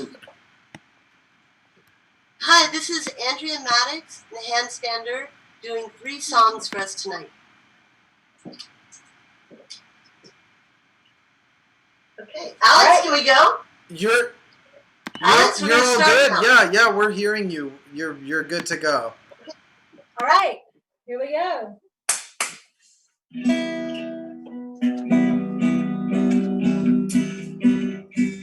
Hearts on the run, man with a gun. I can't run, but I keep trying. See you again with a cold sand. I call out your name, but you keep fading. Oh, lately I'm dreaming, keep me away from these demons in my mind all the time. Yeah, keep on dying. Sometimes I feel like I'm dying. Every night, don't turn out the light.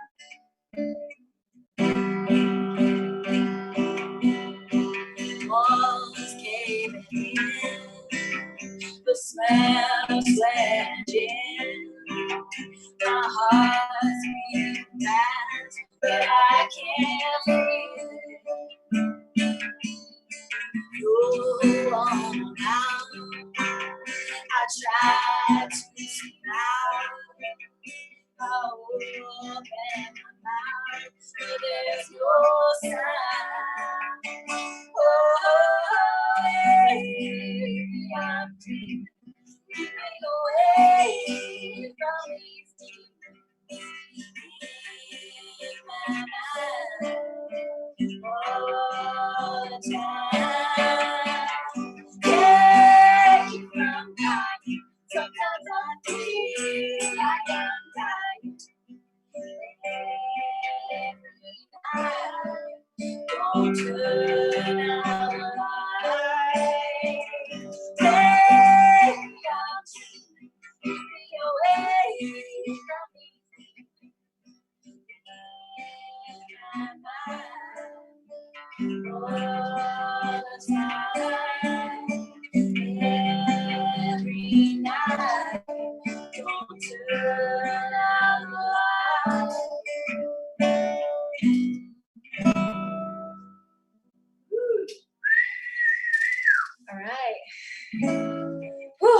that one. Okay.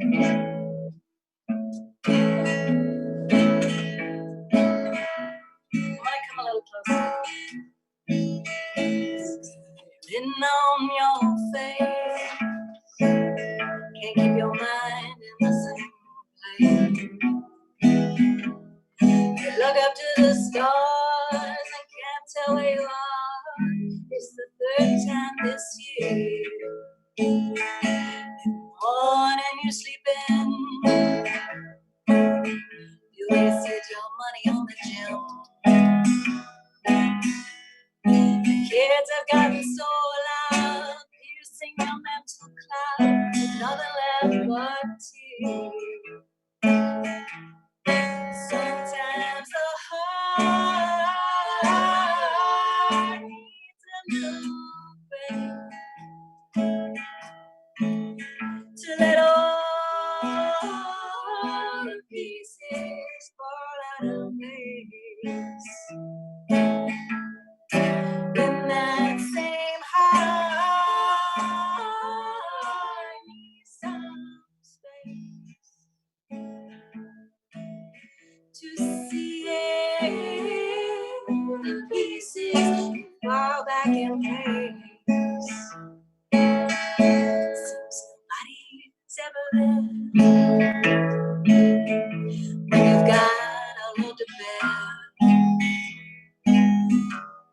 You call everyone you know, but no one picks up the phone, 'cause no one really cares. Sometimes the heart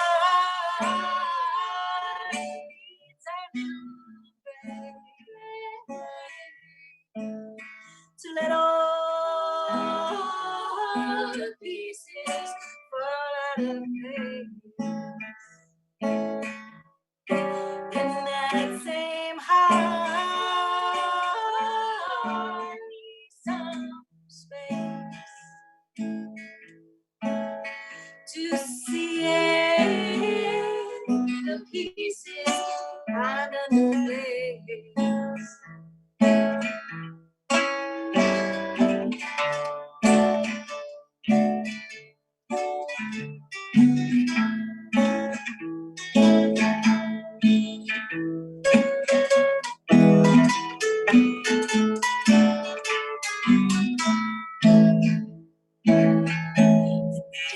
You've had enough. Try to shake your body from the jump. There's been weighing you down and dragging you around. Your life's not there, but somehow the skies stay dark, weighed down by your heavy heart. Gonna have to wait it out and hope that soon the clouds may part. Sometimes the heart needs a little break to let all the pieces fall out of place.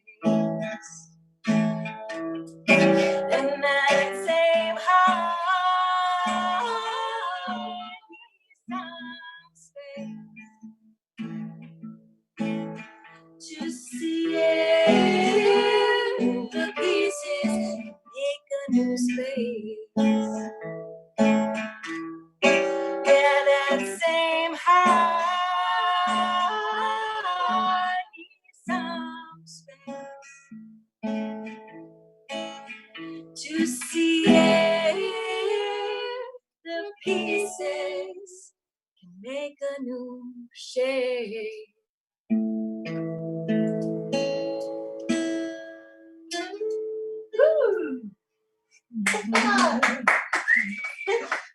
All right, now we're gonna play Somewhere Over the Rainbow on this piano. Oh my God! On this piano. Oh, good grief. Oh, good grief.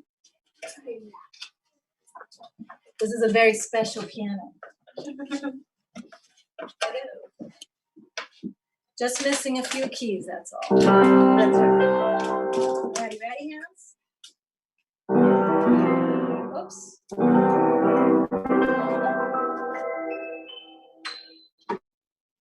Somewhere over the rainbow,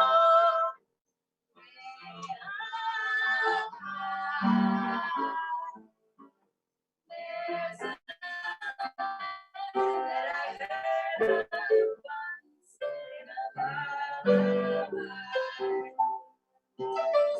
Somewhere over the rainbow, skies are blue, and one dreams that you dare to dream really do come true.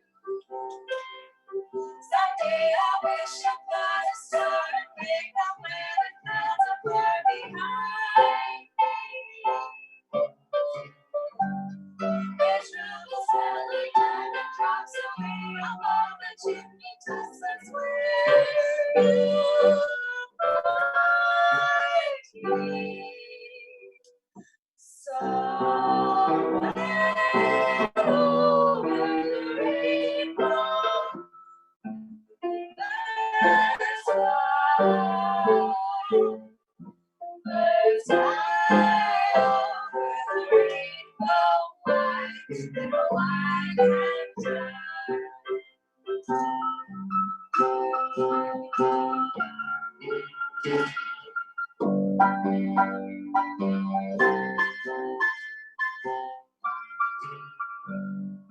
happy little bluebirds fly beyond the rainbow.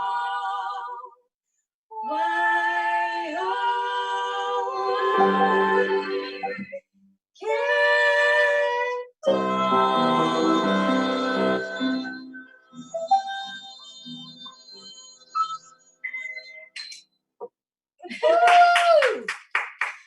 Thank you very much. Are we gonna do a hand song? Oh, have a hand sign.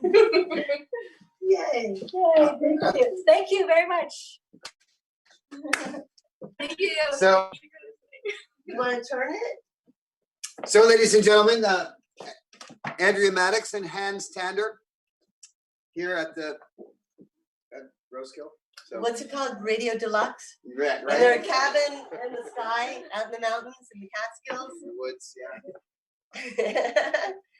Okay, Alex, yeah. all right. So now we have one video left or two? And then the women can also validate it if they like.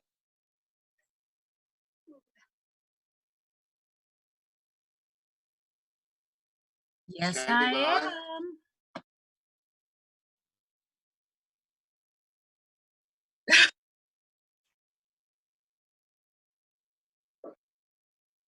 No, I mean, well, I mean, I mean, you in charge, baby. You tell me.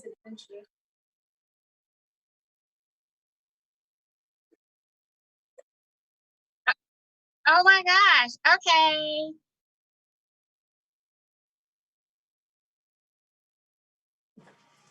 So Alex, how long is the video? How long should Dragonfly wait? And then she's gonna close out the evening, I believe. The finale? 8 minutes. Okay. You 8 minutes. Thank you, 10. Okay. Top. All right. Andrea, check this out. Oh, maybe you can see yourself. This will be exciting. I have no idea what I'm doing.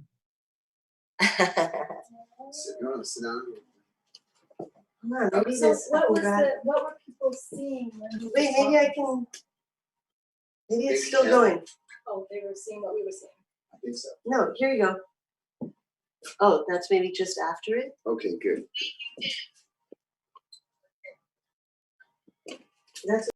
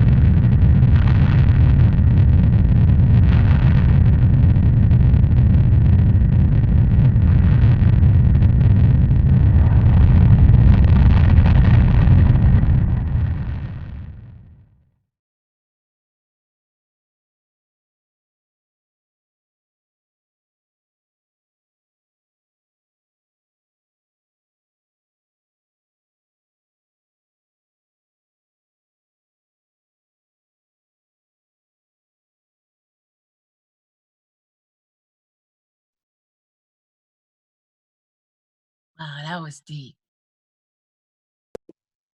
Hi. Hey. Pardon? Alex? Hey, are we introducing Dragonfly? All right, thanks Stacy Lynn Smith and Alex Romania for the amazing video that we just saw. And please look at everyone's bio on the website because the bios are extensive and these people have worked really, really hard and the work is incredible and you can kind of tell all the talent. And next we have Dragonfly, speaking of that. Awesome. Woohoo.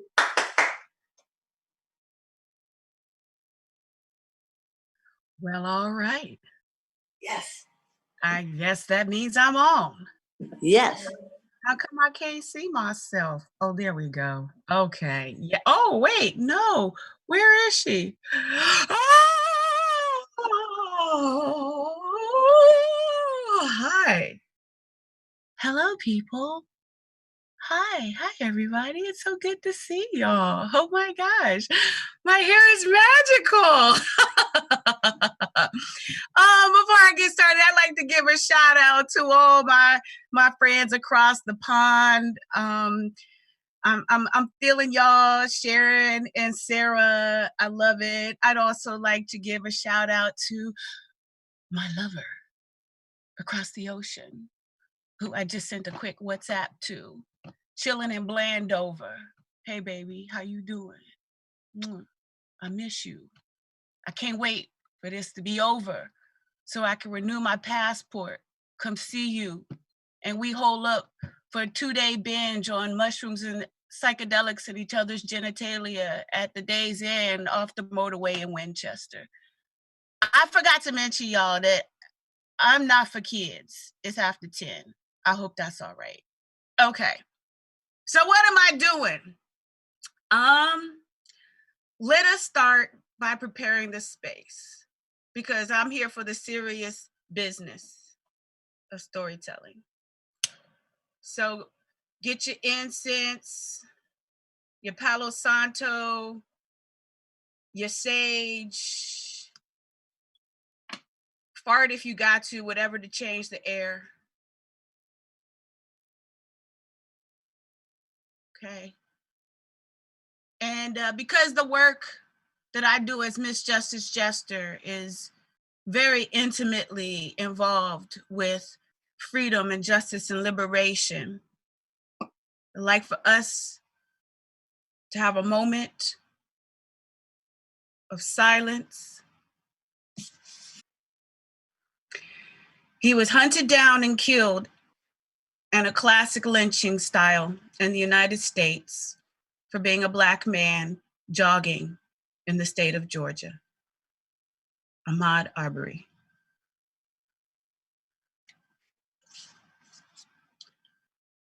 Say her name. Breonna Taylor. Say her name. Breonna Taylor. She was a 26-year-old EMT, emergency medical technician in Kentucky. The cops had a no-knock warrant, came in shooting. 8 bullets later, 5 minutes later, she was dead.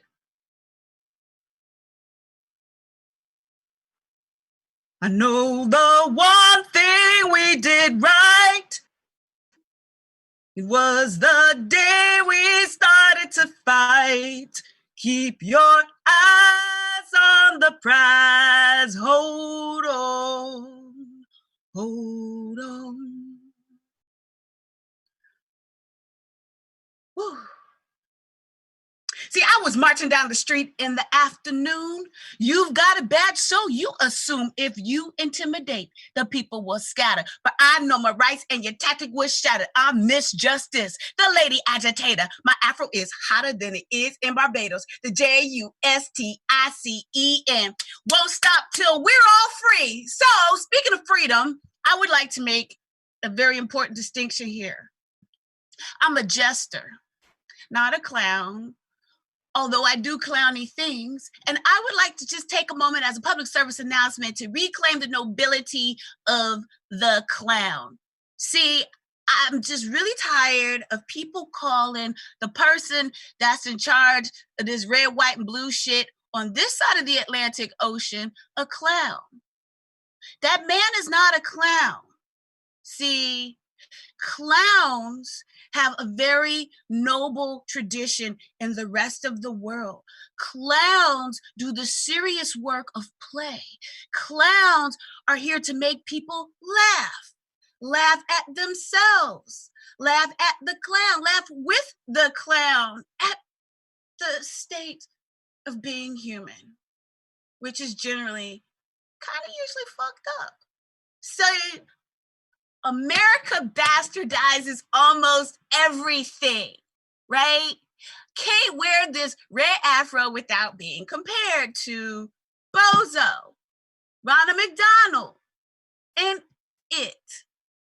America corrupts everything. I just want to make it clear that the person that's in charge right now is not a clown. That is a cruel joke. And clowns don't get down like that. Now, a little backstory of what I have prepared to share with you. A little breaking character, a little breaking whatever fourth wall that doesn't even fucking exist. Okay, so I got all these names, right?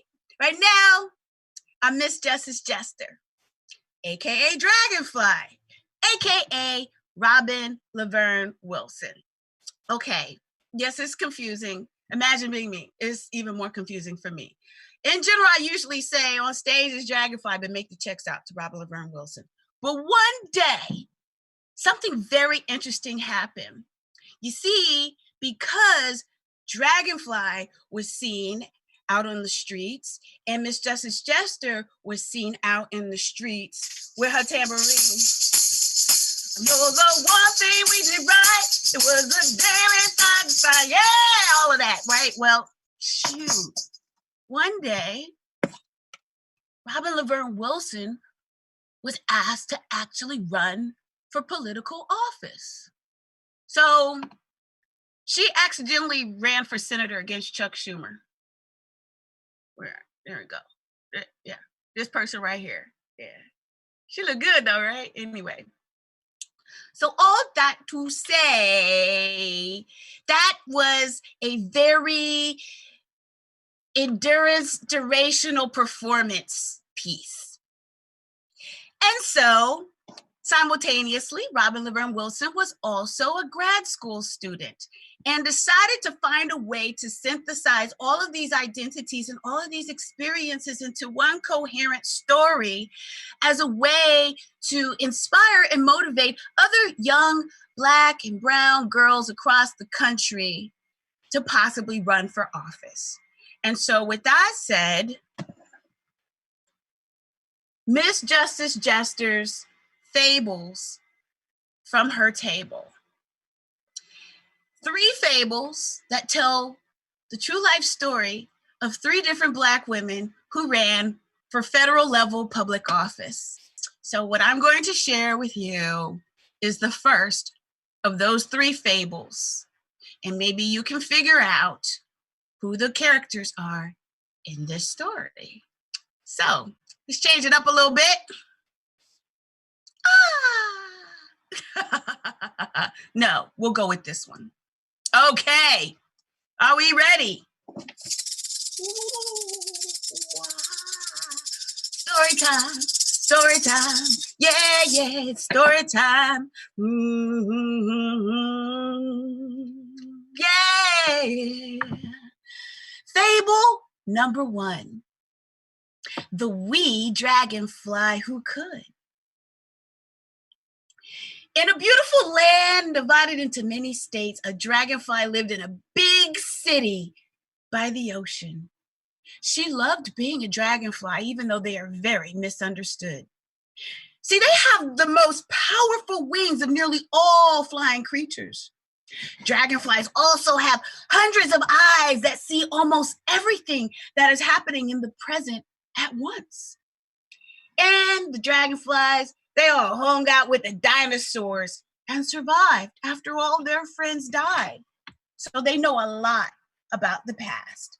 And that's why this one very special dragonfly buzzed her wings very, very loudly whenever she saw anything that could make the future a dangerous place for anyone and everyone.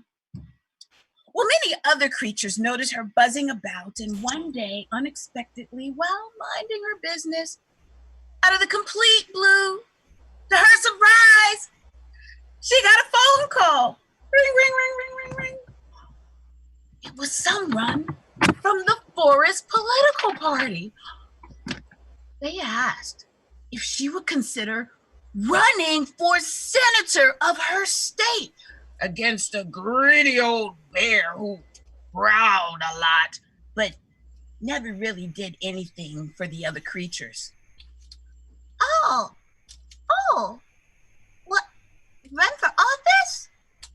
Oh, well, actually, I don't run. I fly. That's okay. Oh, well, actually, I mean, you're asking me kind of late because the bear already got a head start. That's okay, too. Oh, well, actually, I will talk to my friends and family and the ancestors and get back to you. Oh, see? She knew this was very important. See, so many winged creatures weren't even allowed to vote, let alone have their name on a ballot. She realized that having a dragonfly run or fly for public office could inspire other birds and bugs who were also afraid or forgot how to fly. So she said, yes, put my full name on the ballot.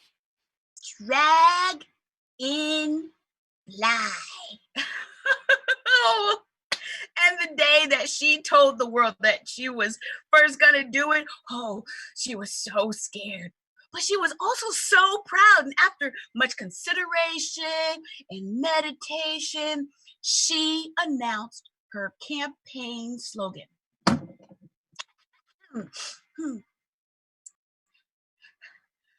I can see all of you with all my eyes.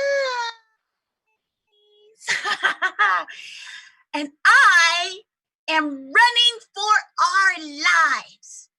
Because if I, just a wee dragonfly, after all the things that we dragonflies have seen and been through, can make things change for the better, I know that all creatures of this state, this land, and even the whole world will reap great benefit. Thank you. Everyone was so excited to hear her inspiring words, including Coog, our cat, a four-legged member of the Forest Party who was running for president of all the creatures in the entire land. In fact, she got so excited that she came up to Dragonfly and said, wow, running for our lives. Oh, that's just great. Just great. So great that I'm going to use it for my campaign.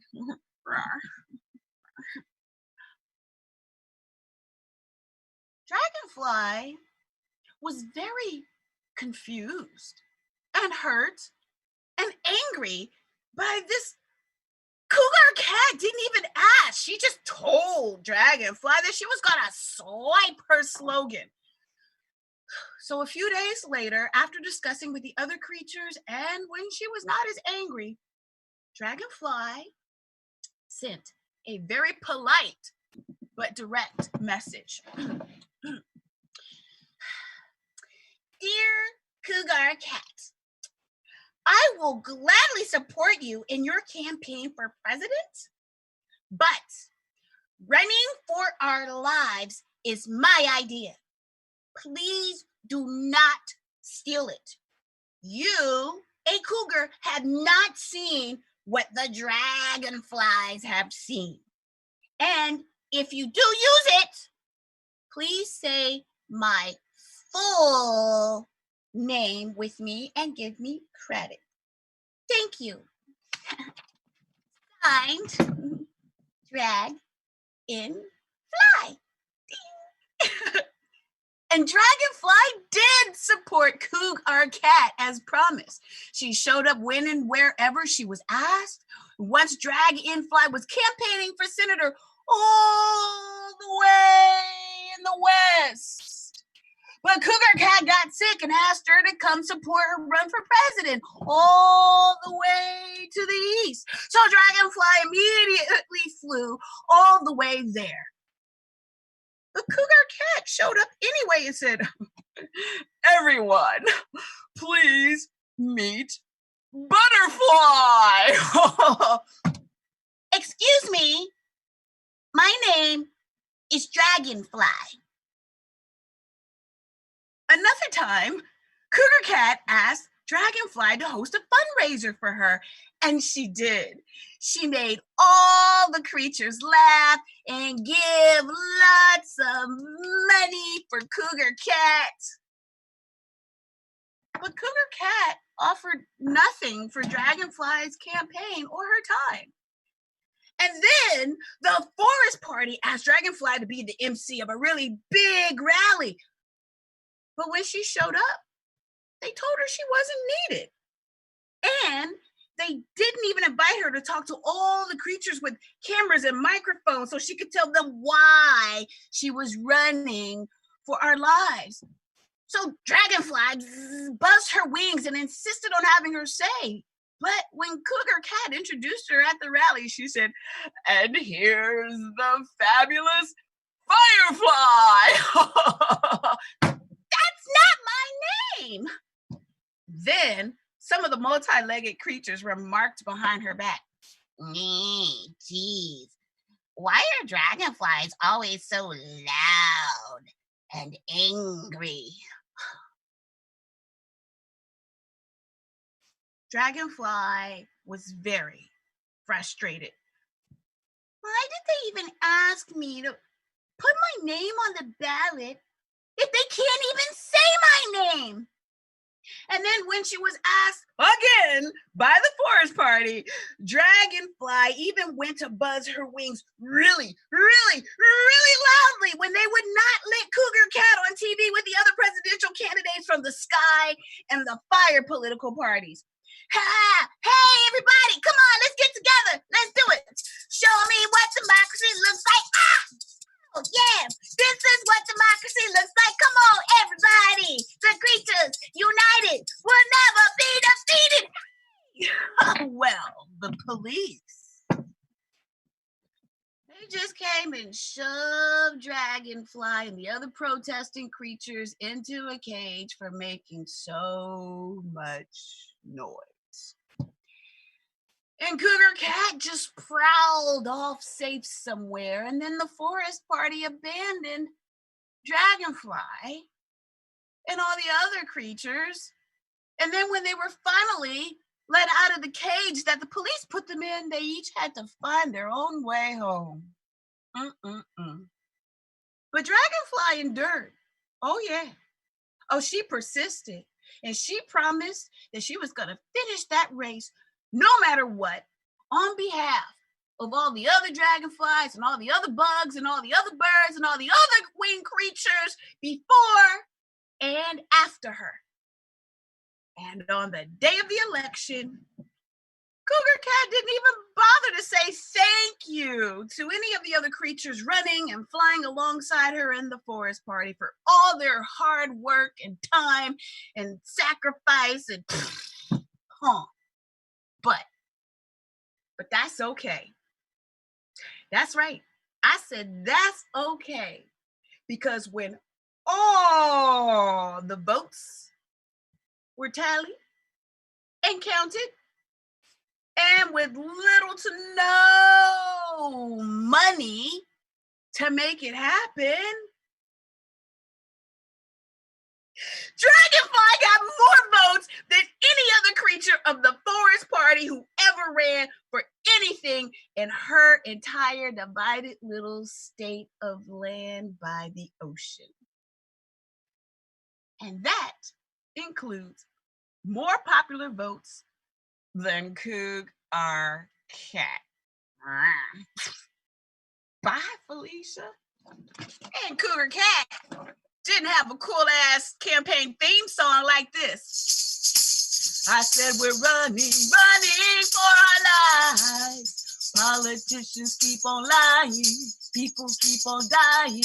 I'm so tired of crying. So I'm running for our lives. We're all running for our lives. When the grassroots get connected, our grievances connected, we've got the power to correct it because we're running for our lives. Yeah.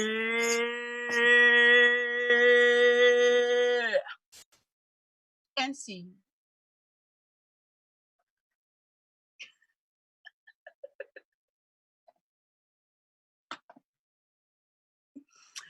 And we're done here. Woo! Woo!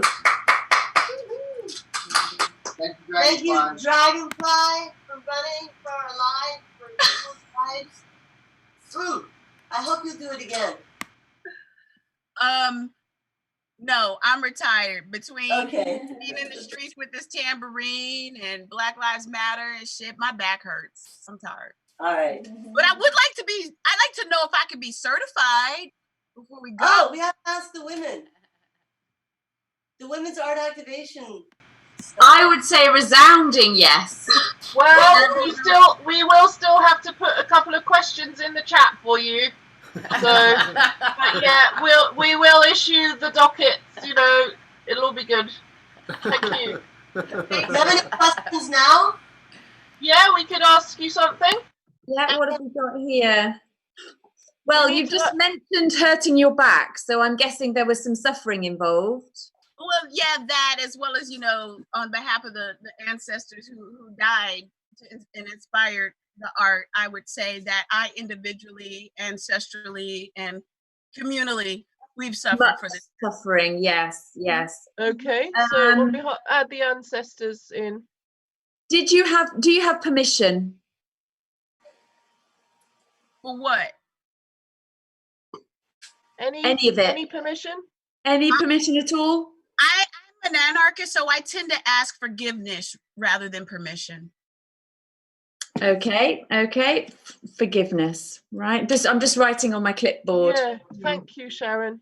3 or 4 in the morning for them. What else? Gloucestershire, England. I hope this certification will help me get back into the Edinburgh Fringe Festival because I was supposed to do that. Oh, I'm sure you can bandy it around anywhere in Britain. It's very open doors. It'll open doors. Very good. Audiences need to know. Absolutely. So yes, do present it. What will be the legacy? I'm sorry, can you repeat the question? What will be your legacy? Well, I've determined it's probably not going to be children since I'm perimenopausal. So then I would have to say that my red hair, my lyrics, and my stories of my life is my art. Yes, I also have the same certificate from Linda Montano, so that helps as well. Oh, good, definitely. Having a certificate helps a lot. Yeah. He was my professor for 2 semesters, and so I've been anointed by the great wise woman. Good. And do you consider yourself valid? I would say yes. I especially feel even more validated after I've had a few puffs on my vaporizer. Which I waited to do until after this performance. Good move. We won't put anything, in the paperwork that might be, No, obviously we We'll can't just be stick seen to to yes. endorse anything We like can that. just put yes. Yes. Okay. Yeah. I mean, it could be lavender flowers up in that vape. Yes, lavender. Put that down. Yes. And it runs through the jasmine of my mind. Because obviously, there's other officials out there and we're not in control of all of them. Oh, right. Will this keep me from getting in the UK again? I mean, we can't. I would say show the certificate at the border. Show and the you'll be certificate, fine. and it might help your case. Yeah. Yeah. Okay. I would say fine. Thank you. Being an artist can be protective. I appreciate y'all. Thank you. Appreciate you too. Thank you. Lovely. Thank you. Red, white, and blue right back at you. Mwah. So fantastic.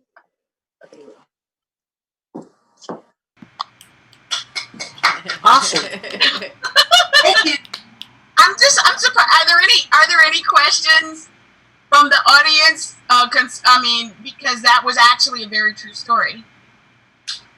Right. I don't have any questions right now. Do you have a question? I'll let y'all guess who Cougar Cat is.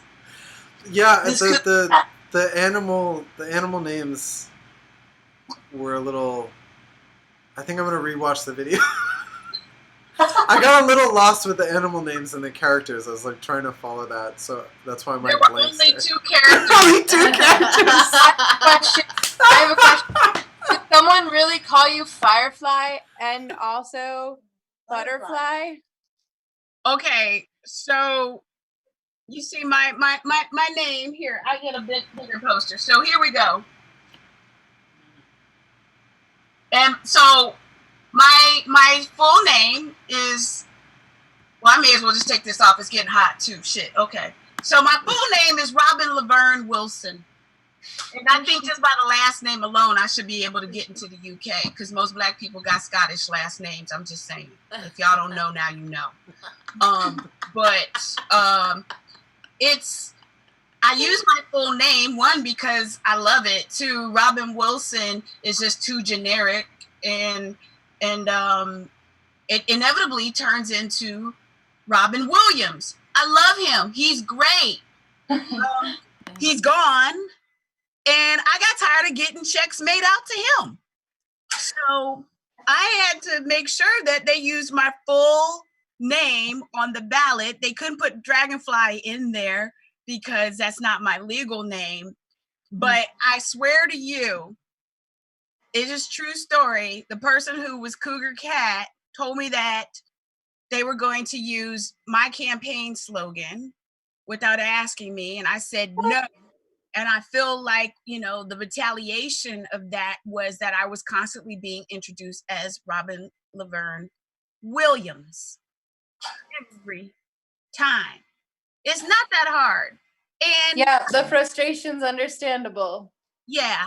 And I just saying that, like, when it comes to names and Black people in this country, it's a real sensitive topic. I mean, if you saw Roots, from Kunta Kinte to Toby to being made fun of for having what are considered urban or ethnic names, but, I think we have a beautiful tradition of naming ourselves, from Ebony to Keisha to LaShonda and all of that.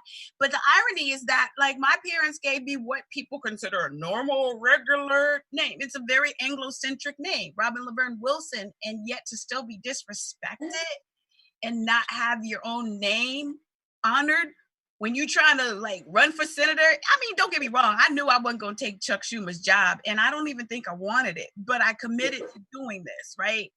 And I did commit to doing it on behalf of my ancestors, especially, and I want to raise the name of Ethel Minor, who was president emeritus of the San Antonio NAACP, National Association for the Advancement of Colored People, who taught me how to block walk and register voters and all of that. So, like, for me, it was very symbolic. So it's symbolic that if you can't say my name right, like, come on. Yeah. Yeah, definitely. So yeah, thank you for asking. Thanks for energy. That's what dragonflies do. Camera. All right. Any other questions? Any other questions? Riled up. I'm in a field. Just want to note that we will make particular. Oh, sorry. I was just going to say that we have made a note to be particularly attentive to getting your name correct on the paperwork. Thank you. Oh, thank you. And I know it's confusing because there's several. There's Robin Laverne Wilson. There's Dragonfly, and then there's Miss Justice Jester. And Miss Justice Jester, by the way, I think is a hybrid of the legacy of the European jester speaking truth to power, and the West African griot, which is using poetry and music as a way to capture history and tell stories. So I had to throw a little bit of my thesis presentation in here too, you know. Hey, yo. I appreciate y'all. Thank you.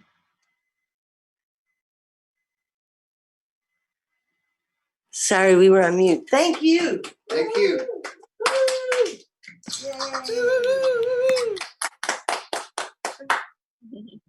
And this was for my boyfriend. Nice. Okay. Thanks, Dragonfly. Thank you, Dragonfly. Wow, Alex, do we have any more pieces to show? I think it's just you and me, Hope. Well. And Andrea and Hans and Merle.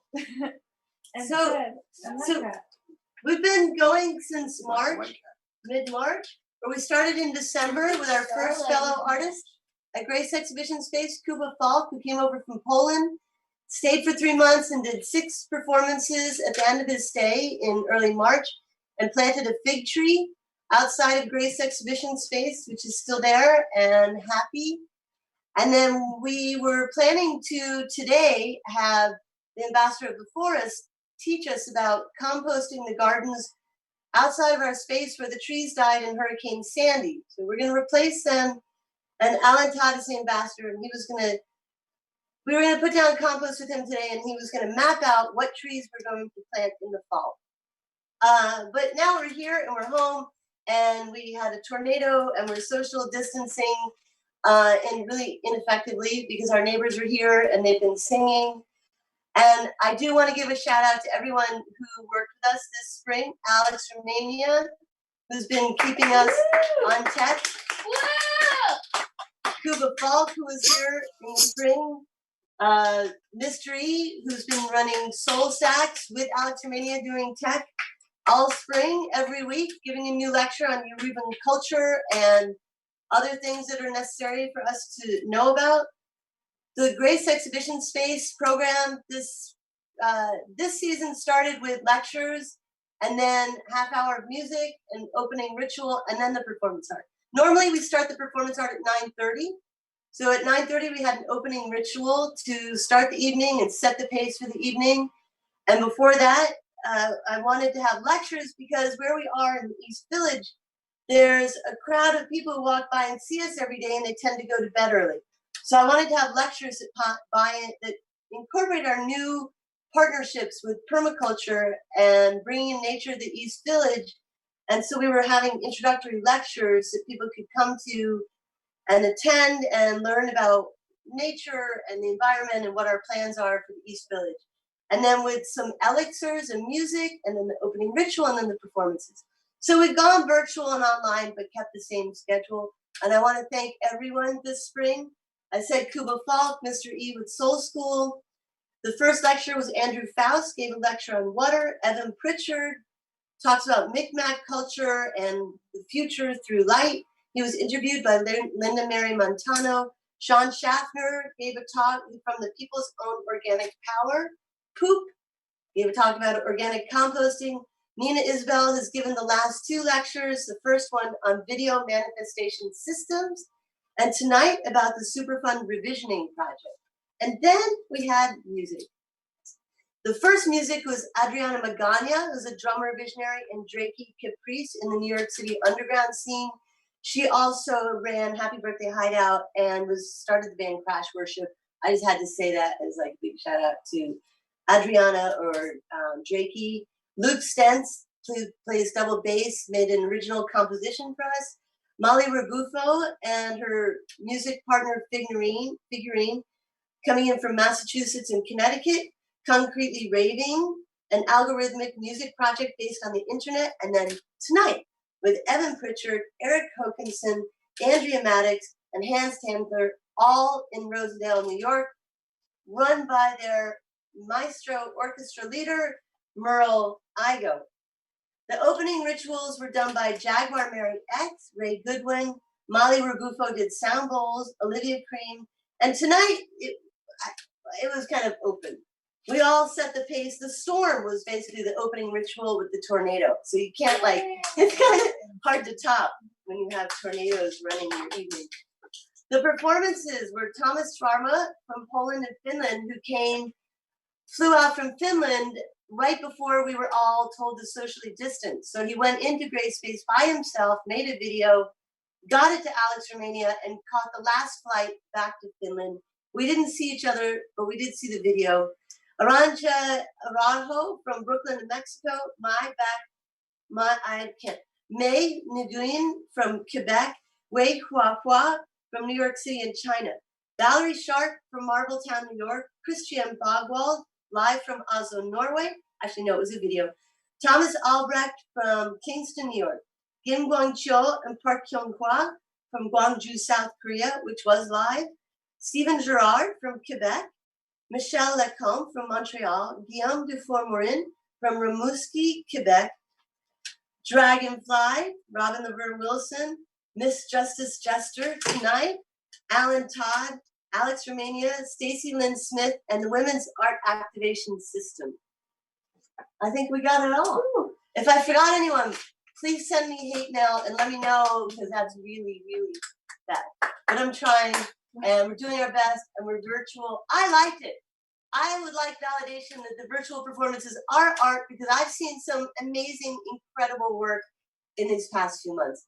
And so I'm excited about it. We'll be live again in person at some point. But in the meantime, we'll try to socially distance if anyone wants to come to Rosekill this summer. Hey. That's it, Hokie. Done. That's it, Alex. That's it, Dragonfly. That's it, in England, in UK. Thank you so much for staying up. Yay. Thank you. Thank you for having us. Thank you, Jill. Thank you, Hoke. Thank you for an incredible season. Thank you. Hope to meet you all in person one day. Yeah. You can find this on our website for the next few weeks. Yay. You need to find it again. Bye, Evan. Bye. Bye. Bye, everyone. Thank you. Bye. Night, everyone.